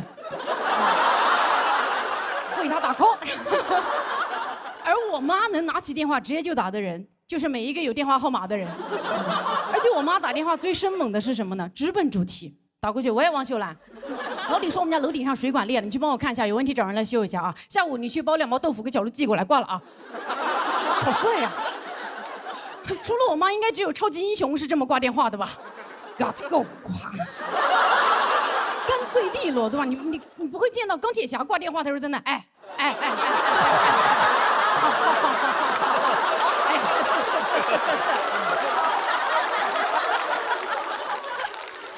刚才这段表演灵感源于我爸。我妈刚才那通电话打得最帅的是，对方一句话都没说，但是把事儿都办了。我突然就很羡慕这种亲密无间的关系。我觉得我这辈子跟任何人的关系都超越不了我妈跟王秀兰的关系。我也有很多朋友啊，但是每次要求人办事儿的时候，你怎么可能直接打电话呀？对吧？你肯定是先点开微信，再点开对方的头像，再点开他的朋友圈，来看看他最近在干什么，先点个赞，再回到对话框，开始一些虚伪的寒暄。亲爱的，你去露营了，照片好漂亮呀！你真是一个会生活的人呀，下次叫我一起哦，我都想你了，西西。咱们尽快约饭喽。对了。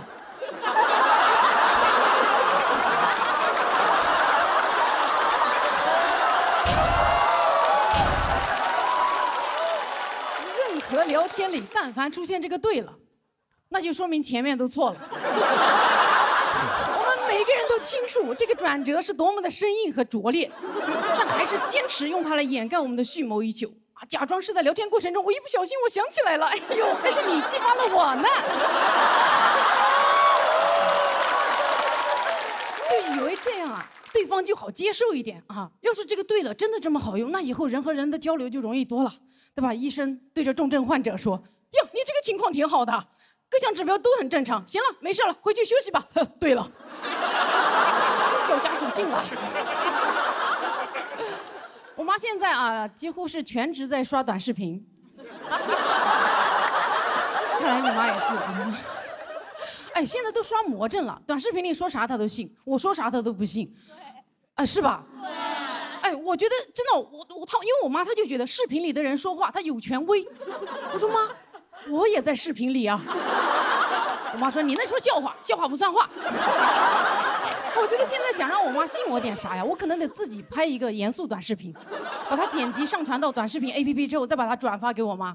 然后我妈一点开，就是我一脸严肃的在那，这条短视频可能会改变你的一生。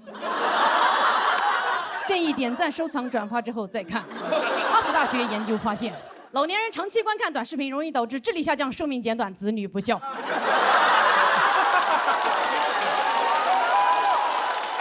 每天观看短视频5个小时以上，会导致子女不孕不育。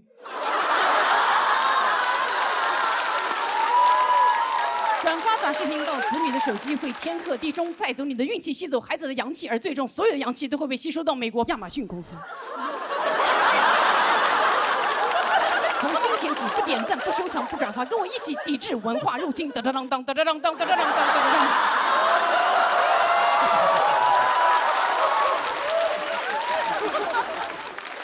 哎，我妈很爱玩手机，但她从来不关手机铃声。这意味着我妈走到哪儿都是自带 BGM 的，滴哩铃，滴哩铃，哒哒哒哒哒。救命啊！哎，不关手机铃声这个行为真的是太 old school 了。我们年轻人如果在公共场合自己手机铃声响了，跟自己在公共场合放了响屁一样尴尬，对吧？铃声一响，不好意思，不好意思，不好意思。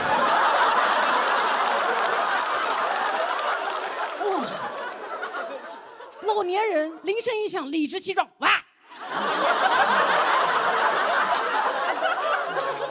我妈的铃声最要命的是，它还带震动。我妈还不屏蔽任何群消息，所以一到大年30，我妈的手机自己能走路。去年过年，我真的是要被吵死了，我就想趁我妈打牌的间歇，我打开我妈的手机，把她所有的群都给她屏蔽了。我真的翻，发现，哎，这也会屏蔽呀？屏蔽这些群，你咋不都屏蔽呢？然后翻，发现，哎，我妈没有屏蔽的群，就是所有我在里面的群。我知道你们有点感动，但你们也不要太感动，因为我还发现我妈置顶了王秀兰，没置顶我，还屏蔽了我爸。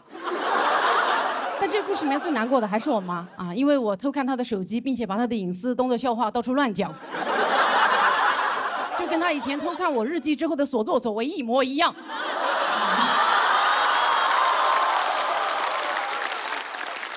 但也没有关系嘛，笑话不算话嘛。对了，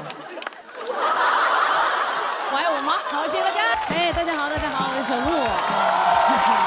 今年第一次站上这个舞台呢，我讲了我的婚礼，吐槽了我的婚礼搭子托马斯。之后呢，很多人就很好奇我为什么会跟这么废的人结婚。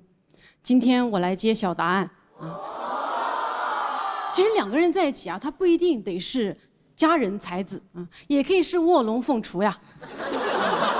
今天说一个故事，让大家感受一下那些年啊，我们卧龙凤雏一起划过的铁路，干过的杠啊。当当时呢，我还在做律师啊，他也还在北大上学啊，一个典型的恋综配置。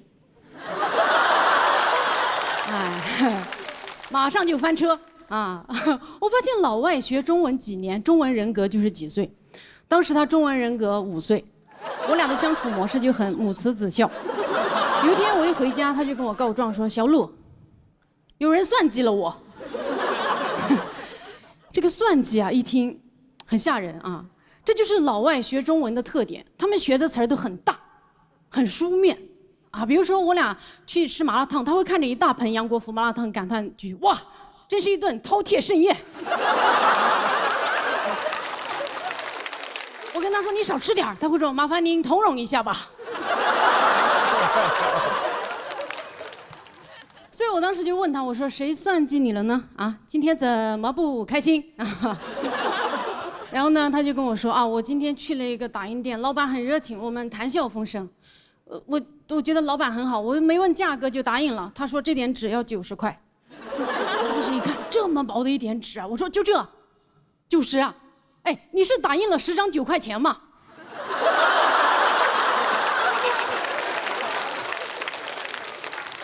他说：“你在冷嘲热讽吗？”我说：“对呀，你不问就打，现在钱都付了，告诉我有什么用？怎么我还能去帮你把钱要回来呀？”他说：“可以吗？你不是律师吗？”我说：“啊，呀，也行吧。那这样明天我们去要钱吧。”他说：“啊，我也要去吗？你可以自己去吗？我需要去北大上学呀。”我说：“啊，什么意思啊？明天你去 PK University， 我去 PK 打印店老板。”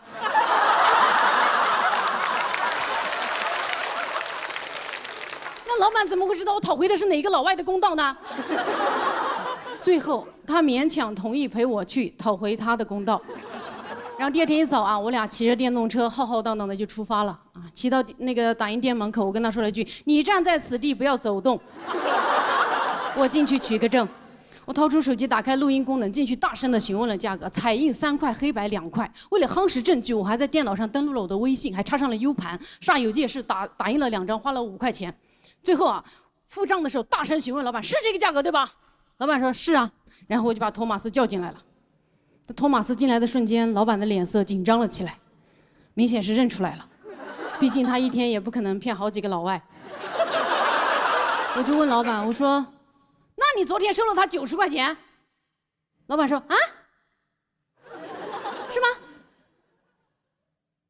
那我再算一下。”特别心虚的过去翻那叠纸，翻来翻去，算了3遍之后说：“啊，外面的壳子15块，打印60啊，一共是75块钱。”我当时一听，妈耶，差价这么小吗？那不行，来都来了，还是得继续啊。我说：“那你收他90。”老板说：“那我算错了呀。”当时一听，也有道理呀。但是不行，我得坚持。我说：“这是算错的事情吗？啊，你明显看别人啊，人生地不熟的欺负别人、骗别人呗。”这时候托马斯听懂了“骗”这个字，狗仗人势冲了过来，对着打印店的老板：“你是这样的人吗？你骗了我吗？我们昨天谈笑风生不是吗？我以为你是好人，我以为你是人中龙凤。”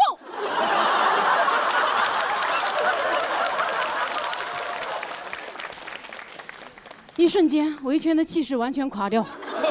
打印店的老板呢，也敏锐地捕捉到了托马斯是个智障，气焰更嚣张，说：“喊什么？我不就算错了，把钱还给你不就完了？”然后啪就拍了15块钱在那个桌上。我当时看着那15块，心想：妈耶，我气势恢宏的维权就到此结束了。不行，我得升华一下。我说：“这是钱的事情吗？啊，刚才跟你所有对话我都录音了啊，就需要去举报你，一举报一个准啊！我可是做律师的。”老板这时候呢也怂了，但他还是强撑着说：“你是做什么的？我都算错了。”我说：“我懒得跟你掰扯这几块钱的事情啊，自己坑蒙拐骗，我真正不为你这个行为感到羞耻。”说完，赶紧拉着托马斯走掉。在他下一次发言之前啊，你们现在肯定心里还在想尬点在哪里是吧？还没到。我俩走出了那个打印店，我整个人就很沮丧。我心想：妈耶，律师身份都亮出来了，赶回来15块钱，啊，好丢人呐啊！但是我这个气儿也没处撒，我只能委屈的跟他骑着电动车回家。我们俩骑回家的路上，我突然意识到，哎，托马斯2只手都紧紧的抓着车把。我说等一下，你打印的那些签证材料呢？在你哪一只手里？托马斯啊，还在打印店里。我说那怎么办？他说那我们，我说没有我们，只有你自己，我们回不去了。托马斯啊，你不回去吗？可是我的中文不好呀，我跟他们吵架，他们会瞧不起我，还不给我。我又只能硬着头皮陪他回去。但我一进那个店啊，我就在那假装若无其事说啊，刚才那个东西没有拿。老板态度特别恶劣，说这没那东西。我一看东西没了，托马斯急了，稍微体现出了一点担当啊，他冲进来去那个垃圾桶里开始刨。这时候打印店的老板娘就飞过来跟我说：“哎呦，找什么找人？什么东西拿东西？我们这没有那东西啊！”那个东西对我们特别重要，你如果没拿，你把监控给我调出来，我看一下。打印店老板儿子跟我说不调，我说哎呦不调是吧？行，那我现在就报警。就在我说完这句话的瞬间，我的脑子叮一响，阿姨，我们电动车是有后备箱的呀。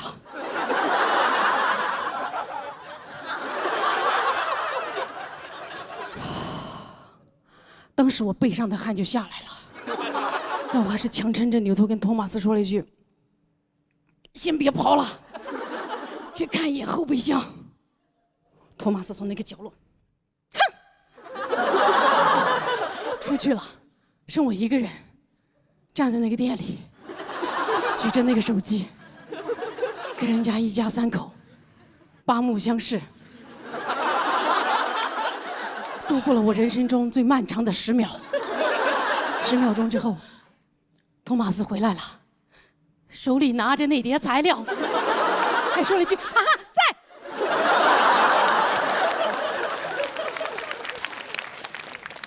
这时候，打印店的老板娘几乎是像一个啄木鸟一样飞过来，开始啄我，说：“你看吧，你看，你看，这上面那就是我们拿东西啊，觉得我们看不惯别人，你们才根本管别人。”这时候，托马斯听懂了“骗”这个字。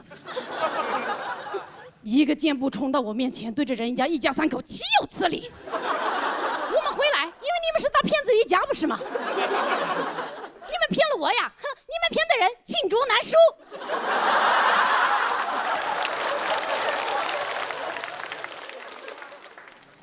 Enough， 毫无帮助。我当时腿也开始抖了，但我强撑着自己最后一丝尊严，跟人家一家3口说：“一码归一码啊。我们刚才确实记忆出现了一些偏差，但是也不能因为我们的师傅就演给你们好自为之吧。”当时托马斯走出那家店，我转身开始对着他破口大骂。我这回知道我的火该往哪撒了。我说 ：“You stupid! How can you forget you're stupid? 签证材料 is in your 电动车后备箱。This is the most 尴尬 day in my life。哎，滚！我就一路狂奔回家，我也不上电动车，然后他就骑着那个电动车委屈的跟着我滋。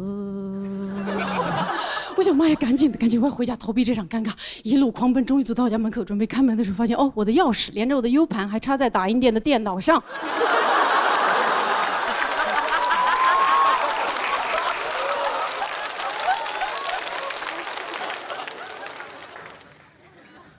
那一瞬间，我连站都站不稳了。我扶着我家的门把，跟托马斯说：“咱们换个房子吧。”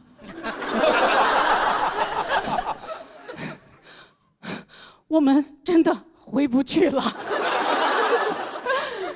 但是你可以。中国有句老话：“洋相还得洋人出。”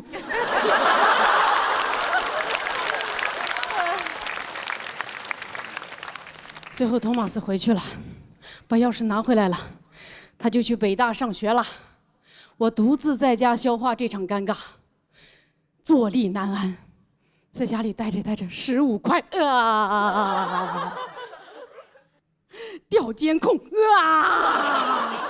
哎，不行，我不能活人不能被尬死，我得把我的尴尬发散出去。我开始发信息跟我的朋友吐槽这件事，说哇，好丢人呐！去维权，律师身份都亮出来了，干回来15块，取证还花了5块，10块钱买走了我的尊严，还丢三落四，回去2次。一败涂地呀！小丑竟是我自己呀！掩面哭泣，啊！跟一个朋友发完，哎呀，好尴尬，多选。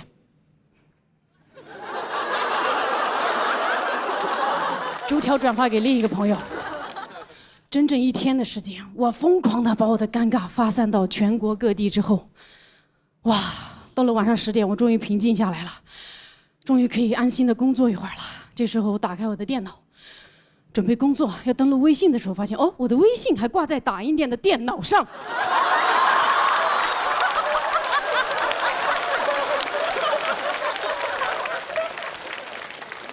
也就是说，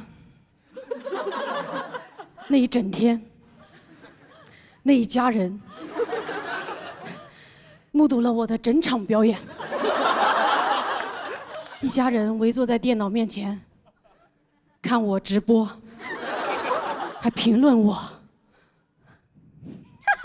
他都是这么尴尬呀！哎呦，还真是律师呀！哎呦，难怪脸都绿了！哎呦，这对卧龙凤雏啊，尬到在家里掐人中了吧？掐成人中龙凤了，尬得罄竹难书。哎呦，真是一场饕餮盛宴呀！好，谢谢大家。嗨，大家好，我是小鹿啊。谢谢。前段时间刚办了婚礼啊，今天谢谢啊。今天穿婚纱来呢，倒不是因为我多么的爱结婚啊，只是因为这个婚纱我买都买了，我想穿着它嫁人，也穿着它骂人啊。我的这个婚礼搭子呢，是一个比我小5岁的澳大利亚大男孩啊。喜欢送给你们啊！我过去就是我们备婚备了1整年，我过去1整年一直在紧张的备婚，而他也一直在正常的生活，他太松弛了。哎，我每天搞婚礼，哎，搞这个婚纱，搞伴手礼，搞婚鞋，搞7搞8，而他搞不清状况，甚至在婚礼前1个月，他还问我，哎，我们公司安排我出差，我可不可以婚礼前1天才到？我说你也可以后1天才到。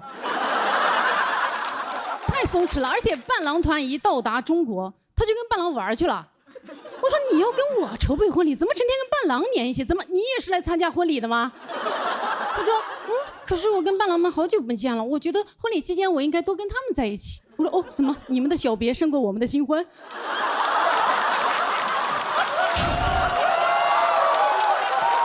太裸了，不知道服装能拿多少钱啊？伴郎团就更松弛了，他们在我们婚礼彩排前就完全喝醉了。最后彩排啊，是所有的伴娘团啊，像赶猪一样赶着他们走直线。哇！我那一刻我才明白，为什么伴郎伴娘必须一一对应，因为每个伴娘必须1对1定点帮扶一个伴郎。我都看不下去了，我问他，我说你找伴郎不能找点靠谱的朋友吗？他说靠谱的早结婚了。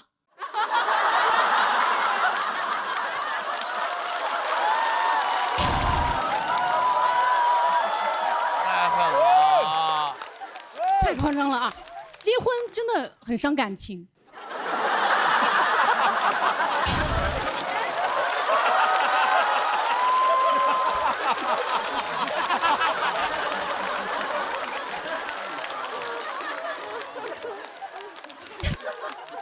结果就知道了啊，婚礼的极限压力啊，真的是会让你断情绝爱。就你到那一天，因为那个压力之下，你会越看他越觉得他一无是处，是个废物。我们婚礼司仪说中文，我新郎听不太懂。平时我觉得挺可爱的，但那天我觉得为什么你中文这么差？你是外国人，这是理由吗？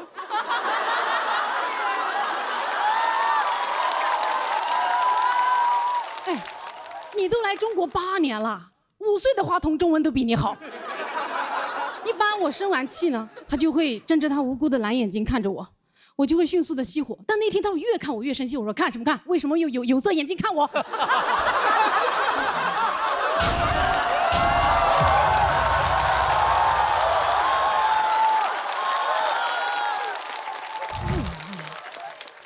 前夜啊，我的紧张焦虑达到了顶峰，我对着我的伴娘团爆哭。其中有一个伴娘为了宽慰我，就说：“姐妹，还来得及。”你可以，我说不可以。你知道我这一年我婚纱试了多少件，婚鞋换了多少双，我跟策划公司吵了多少架啊？我的宾客牌座搞了多少版？我不会因为一个男人的愚蠢和懒惰影响我婚礼的完成。这个婚必须结。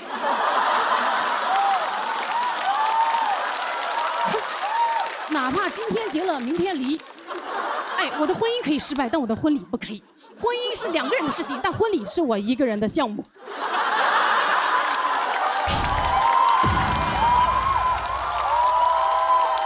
然后我的伴娘说：“可是你值得更好的。”我说：“没有任何男人值得我再办一次婚礼了。”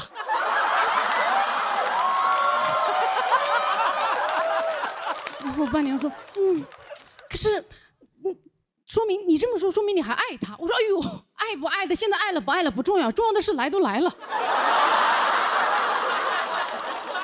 这个婚他在劫难逃。”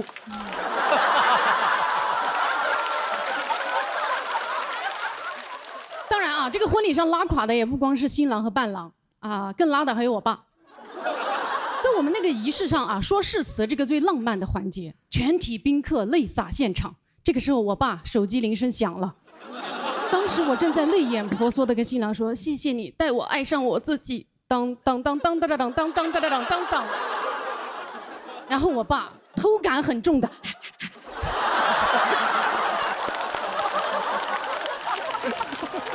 毫不犹豫的起身去接电话，我余光还看到我妈抓了我爸一把，没抓住。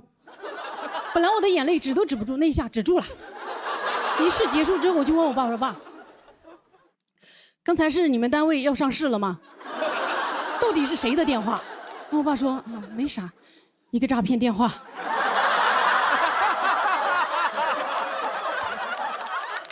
我说爸，我这辈子可能就结这么1次婚。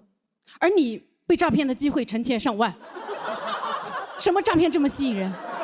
非得当时去完成？哎，等我结完婚，你想怎么被骗就怎么被骗呀！哎，这是我的婚礼耶，我正在经历人生最大的诈骗。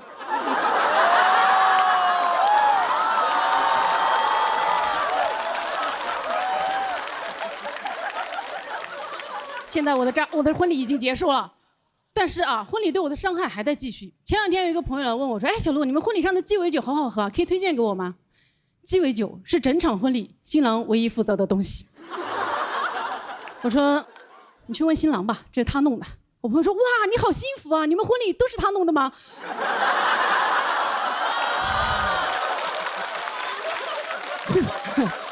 我发现啊，多数婚礼好像都是这种模式，就筹备模式都是新娘歇斯底里，新郎事不关己。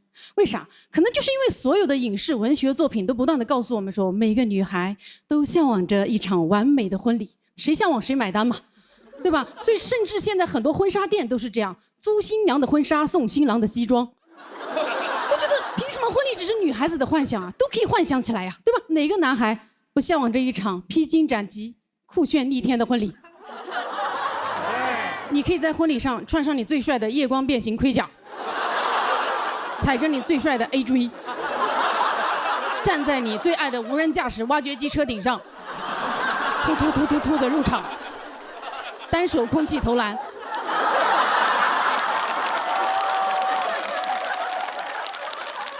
另一只手握着你又粗又直又亮的光剑，跟新娘的前男友一一决斗。在即将迎娶新娘时被岳父退婚，你邪魅一笑，振臂一挥，伴郎团的 Seven、迪迦、诺亚等74名奥特曼从天而降，问你相信光棍吗？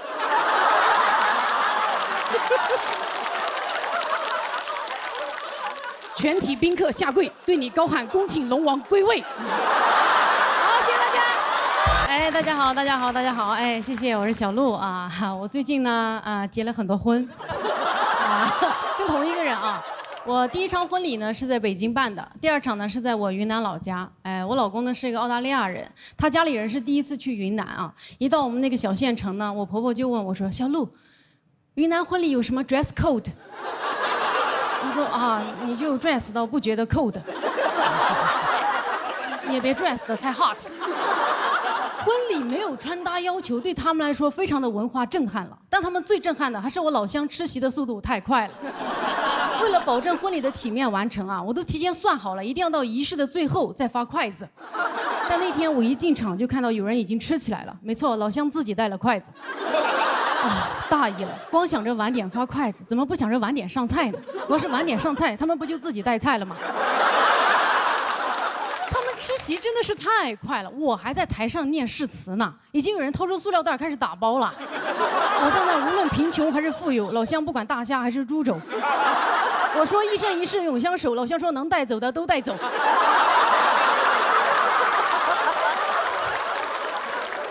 是谁说的老家的人生活节奏慢的？这不挺快的吗？我公婆哪见过这场面啊？一看都没有人听我们说话，我婆婆在那一个劲儿摇头。哦 ，This is rude。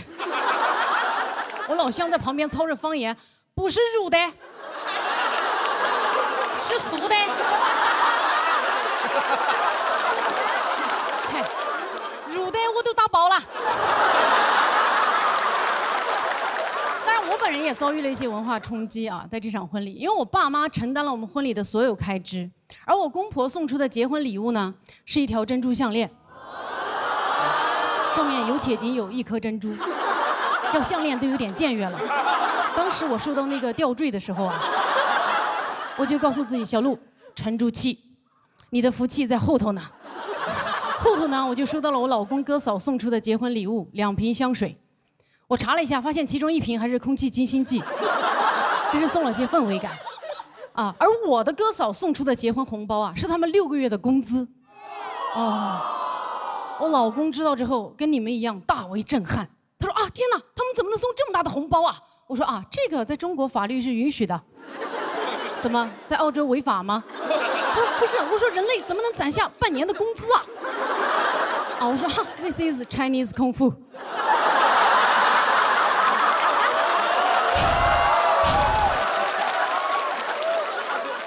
确实是有文化差异的。对于婚礼啊，我家人提供物质支持，他家人提供情绪价值。婚礼那天，我在台上往下看，几乎所有人都在埋头干饭啊，都觉得婚宴嘛，吃了上顿没下顿啊。只有我婆家那一桌人啊，睁着个大眼睛，就是坐的一群人啊，坐的跟那个小狐獴一样。看完了全程，完全没有动筷子，当然他们也不会用筷子。啊，这场是中式婚礼啊，准确的说是新中式婚礼，因为新郎没给彩礼。以后过年回我家，孩子也是跟我姓，这跟他也姓不了嘛，因为他的中文名都是我取的，也是跟我姓的。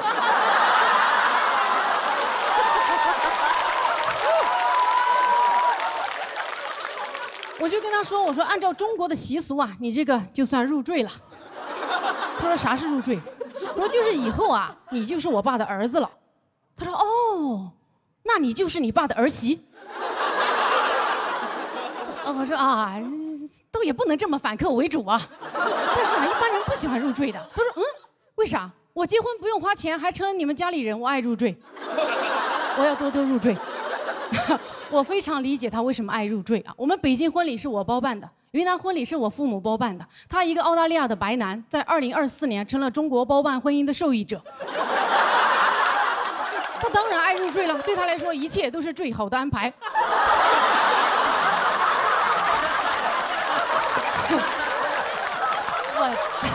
我真的是，我都好羡慕他呀。我也好希望我也能像他一样嫁给我自己呀！我好希望我也能像他一样活得那么无知无畏、无忧无虑啊！我记得婚礼那天，我爸把我的手牵着放到他手里，跟他说：“以后你要好好照顾他。”他非常爽快地说：“我会好好照顾他的。”我在心想，你知道自己在说什么吗？你看着他那一脸的憨笑，你很确定他不知道，他不知道啥叫照顾啊！他理解的照顾就是一起苟活。照顾就是我跟他说我想吃水果，他说我也想。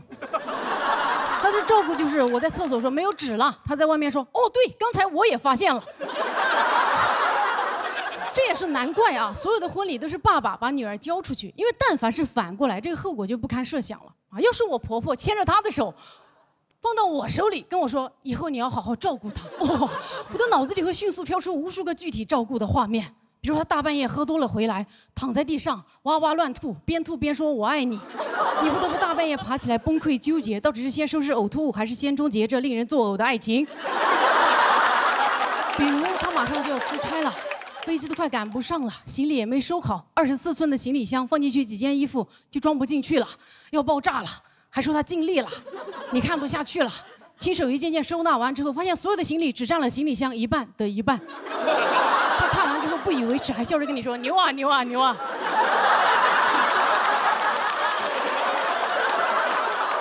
对了，我的证件也找不到了。哇！当这些恐怖的画面在我脑子里飘出来的时候，我一定会吓到，甩开我婆婆的手说：“阿姨 ，No，this is rude。”好，谢谢大家。谢谢。谢谢。大家好，我是小鹿啊。过去这一年呢，我一直都在忙一个项目，备孕。我知道你们现在心情很复杂，人类的本能让你们想说耶，网络的情绪让你们想说咦，所以现在你们的心情起伏啊，就可以用一句歌词来形容，就是耶咦耶咦耶耶哦，你们最终的情绪就是啊哦还好，我周围一些朋友啊，一听说我要生孩子，就跟我要去犯罪了一样，他说欧莫，不要冲动啊。你迈出这一步 ，almost 没有回头路啊，这辈子就完了，值得吗？为了那么一个不认识的人，我知道啊，这都是关心，但关心的有点太早了。怀孕哪那么容易啊？我备孕很久了，一直都没啥动静，后来就跟我的生育搭子托马斯去看医生啊，医生一听，这个操作频率如此之低。就跟我们说你们这个不叫备孕，叫随缘，肚子没动静很正常，因为人也没什么动静。哦呦，这句话真的是触碰了我的逆鳞了，我就开始发力了，不错过任何的风口，大练钢铁直男。我全国巡演，一到排卵期就会宣托马斯前来侍寝。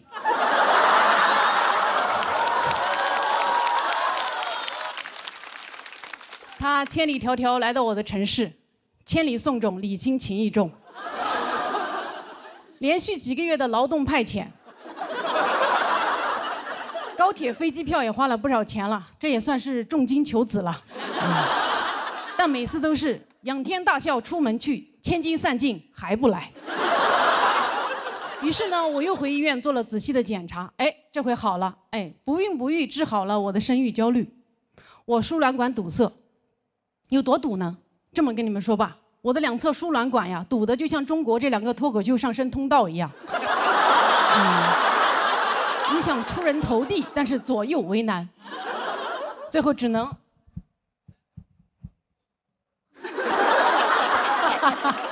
没这么绝望，我的情况没这么绝望啊。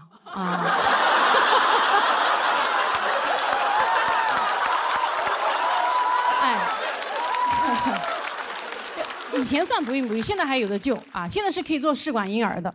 很多人可能对试管婴儿没什么概念，对吧？我跟大家解释一下：首先合法，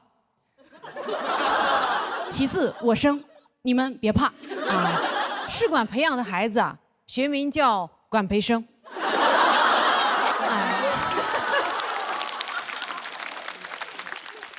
自从考虑做试管之后啊，现在我在看托马斯，他都不是一个人了，他就是一管人。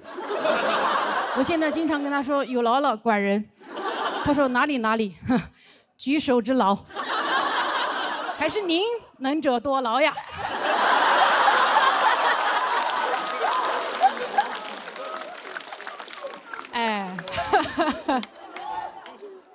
懂的都懂。比起生育能力啊，我现在更担忧我的养育能力。我真的很担心我当不好妈。我的担心呢，源自于我今年收养了一条小狗。养狗之前，我觉得我读了那么多书啊，什么鼓励式教育、无条件养育，那不是张口就来。但是我养了小狗1周之后啊，我对着这个小狗胡言乱语。我说你为什么要尿到我的床底下？你这个小狗是猪脑子吗？我不奢求你像别人家的小狗会取快递，会拉雪橇，会缉毒的，还有编制。我只要你定点尿尿，你都做不到。我养你，我还不如养条别的狗。我对你多好呀！我给你煮好肉，我自己拼谋饭。啊，我花钱给你洗澡，我的澡都是自己洗的。啊，你的良心是被自己吃了吗？托马斯打断了我说：“哎呀，他也不是故意乱尿的。”我说：“你闭嘴，你也尿不对。”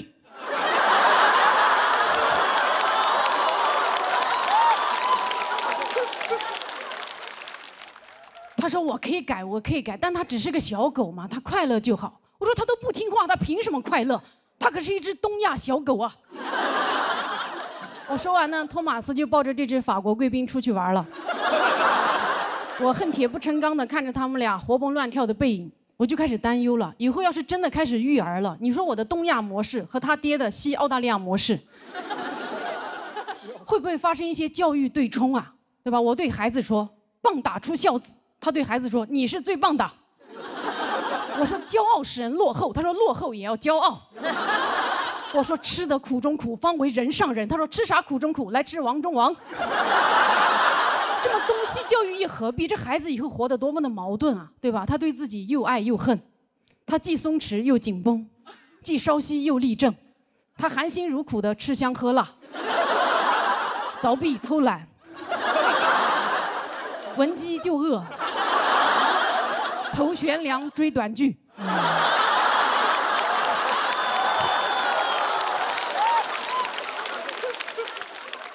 我担心自己养不好孩子，但总有人跟我说：“哎呦，你生了自然就会养了，怎么可能自然就会了？”哎，你想说脱口秀不会写段子，我可不敢跟你说没有关系，你上台了，梗自然就冒出来了。你上台了，你自然就是喜剧之王了，不可能啊！我去年那么自然的就不是了。哎，做父母怎么可能自然就会呢？啊，我记得我第一次来月经的时候啊。那天早上我吃了我人生中第一盒龟苓膏，傍晚我月经就来了。我当时完全不知道发生了什么，给我吓坏了。我脑子里第一个想法就是我去，龟苓膏有毒。我赶紧去跟我爸妈说了我中毒的事情。我爸沉默不语，红着脸躲避。我妈递给我一包卫生巾就走了，没有给我任何解释。所以现在我也跟大家解释一下哈，棉花不好吃。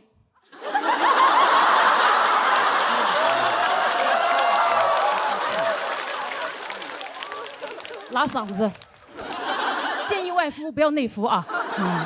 我母职焦虑还有一个重要原因，是因为我们这一代是中国第一代开始吐槽原生家庭的人啊，鄙人也是其中的中流砥柱。所以我养孩子就会有那种我一定要养得比我的父母更好的胜负欲，我要让我的父母看到我的教育成果之后，对我俯首称臣，说：“哎呦，甘拜下风啊！还是您会培养孩子呀！您看看我养出来的是个什么东西呀！”哎，我一生要强，真的好怕当妈塌房，所以我就想，为什么做父母没有资格考试啊？啊，就像律师执业资格证一样，咱也去考考母职资格证、父职资格证，爸爸考公，妈妈考母，更适合东亚宝宝的应试生育，对吧？有证书不一定能给孩子托举，但是能给我托底。这样以后我的孩子在诋毁原生家庭，我就不需要像现在的父母一样对着孩子痛哭流涕说：“啊，爸爸妈妈也是第一次做爸爸妈妈呀，哭得哟，那个行得哦。”不需要这样了，我会理直气壮地把我的证书敷到孩子的脸上，情绪稳定地跟他说：“宝贝，抱怨原生家庭是很正常的，怪别人是人类的本能。但爸爸妈妈这边呢，也是国家认证的职业爸爸妈妈哟。咱们这个原生家庭是符合国标的。如果你还是不满意的话，建议你把自己重新养一遍啊！我当你是家人才告诉你哦。聪明宝宝都爱喝的飞鹤奶粉，用12亿公益生育补贴，补贴奶粉钱给孩子爱的贴贴，爱嗨爱嗨爱嗨哟。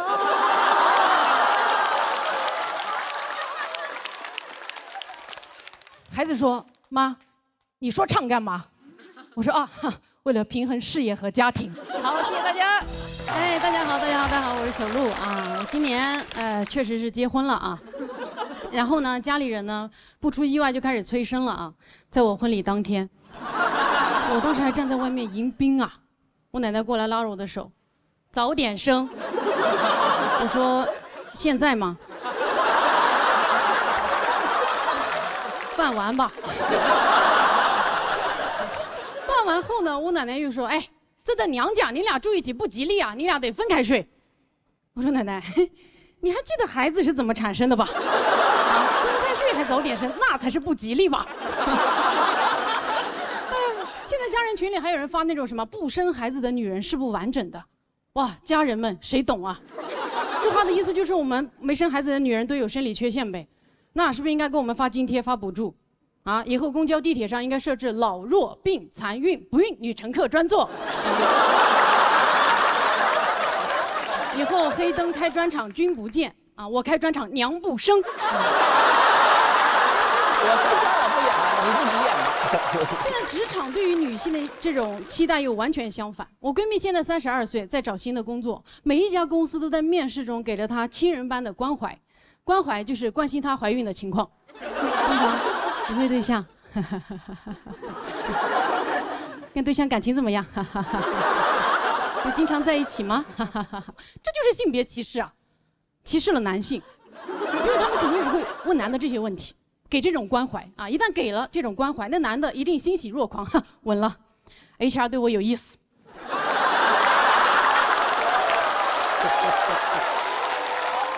你感觉现在啊，职场对于招聘女性的要求，你要很有才能，但是不会怀孕，也就是怀才不孕。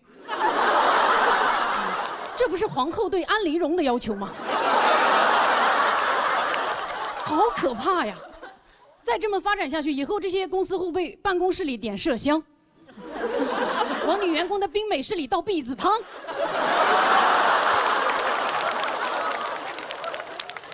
真是30加女性的处境就是很割裂啊！父母总担心你不生孩子，公司总担心你要生孩子，我们说什么他们都不听。哎，要不咱们以后面试把父母带上吧？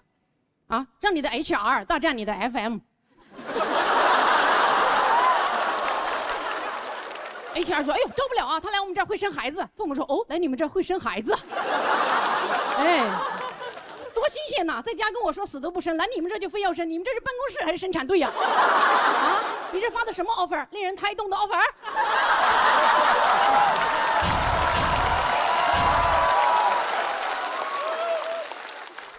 但是你说我们30加女性考虑生育，那也无可厚非嘛。因为医生专家都不断的说，如果女性要生育，最好在36岁以前。哇，这话在我听来就像是我的每一颗卵子上面都刻着一排小字 ，best use before。而且我们女性生育还是有个 deadline 的，我又不像男人一样至死都是有生育力的少年，我绝经了我就绝后了，我就没有卵用了。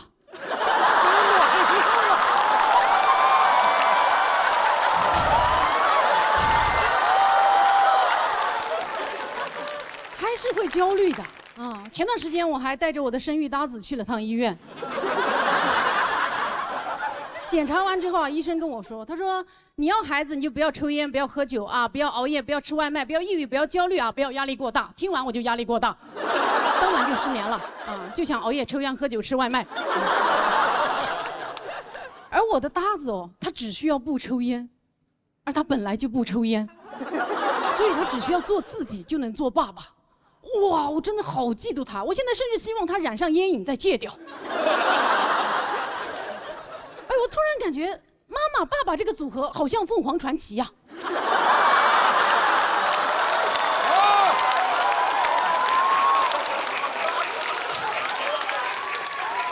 女方竭尽全力，男方毫不费力，双方平分传奇。男方仅有的存在感就是女方说要不要孩子呀？他说要。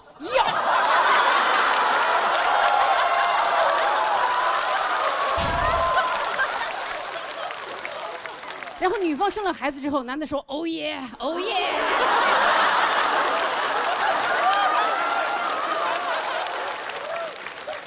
妈妈爸爸这种职称难道不应该按劳分配吗？对吧？妈妈把孩子生下来，那男的首先是哥哥。表现良好了，封为叔叔；犯了大错，贬为弟弟。以后改过自新，努力奋斗，功高盖我了，可以把他扶正为爸爸。以后这男的要震慑孩子，都会对着孩子大喊说：“放肆！为父可是你妈妈亲封的爸爸。”现在确实啊，嫉妒已经使我有些丧失理智了啊！我现在有时候会甚至看着我的搭子，心想，明明我俩之间他是那个更适合生孩子的呀，啊，他比我健康，比我健壮，而且我们女性生育会出现的什么脱发、痔疮、大肚子，那都是男人中年本来就要得的。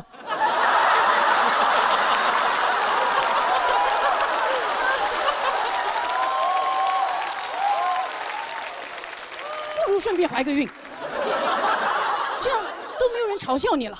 都会来宽慰你说：“哎，做父亲的哪有不得妇科病的？”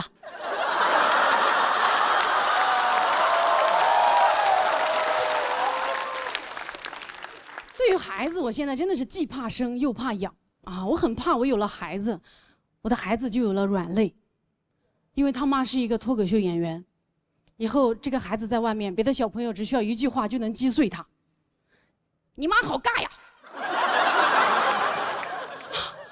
而我如果真的当了妈，万一啊没有平衡好孩子和段子，那我确实就会变尬。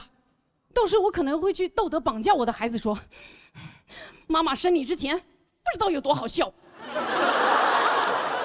要不是生了你，妈妈早让人笑死了。怪你个不孝子！”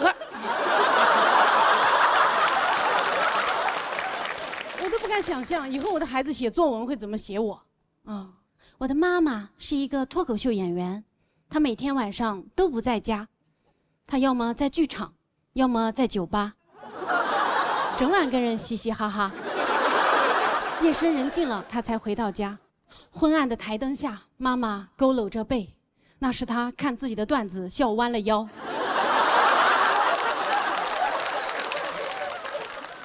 妈妈陪伴观众的时间比陪我的时间还长，我难过，但也理解，毕竟观众是妈妈的衣食父母，也就是我的外公外婆。我问妈妈，为什么这么忙还要生我呀？妈妈说，傻孩子，当然是因为再不生我就没有卵用了呀。我问妈妈，非得用吗？妈妈说，当然不是呀，我用只是因为我想遇见你呀。你看你王阿姨、张阿姨他们都没有用，我们都过着自己喜欢的人生呀。好了，妈妈要去演出了，有什么事情就找我的老公，也就是你的弟弟。妈妈的老公叫弟弟，我妈妈太幽默了，不愧是《喜剧之王》单口季第1季的冠军啊！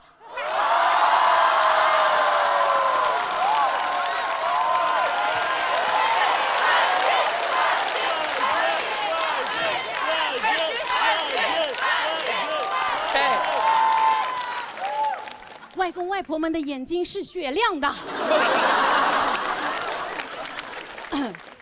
刚才这些话都是孩子说的啊，大家如果听了的话，就往心里去啊。好，谢谢大家。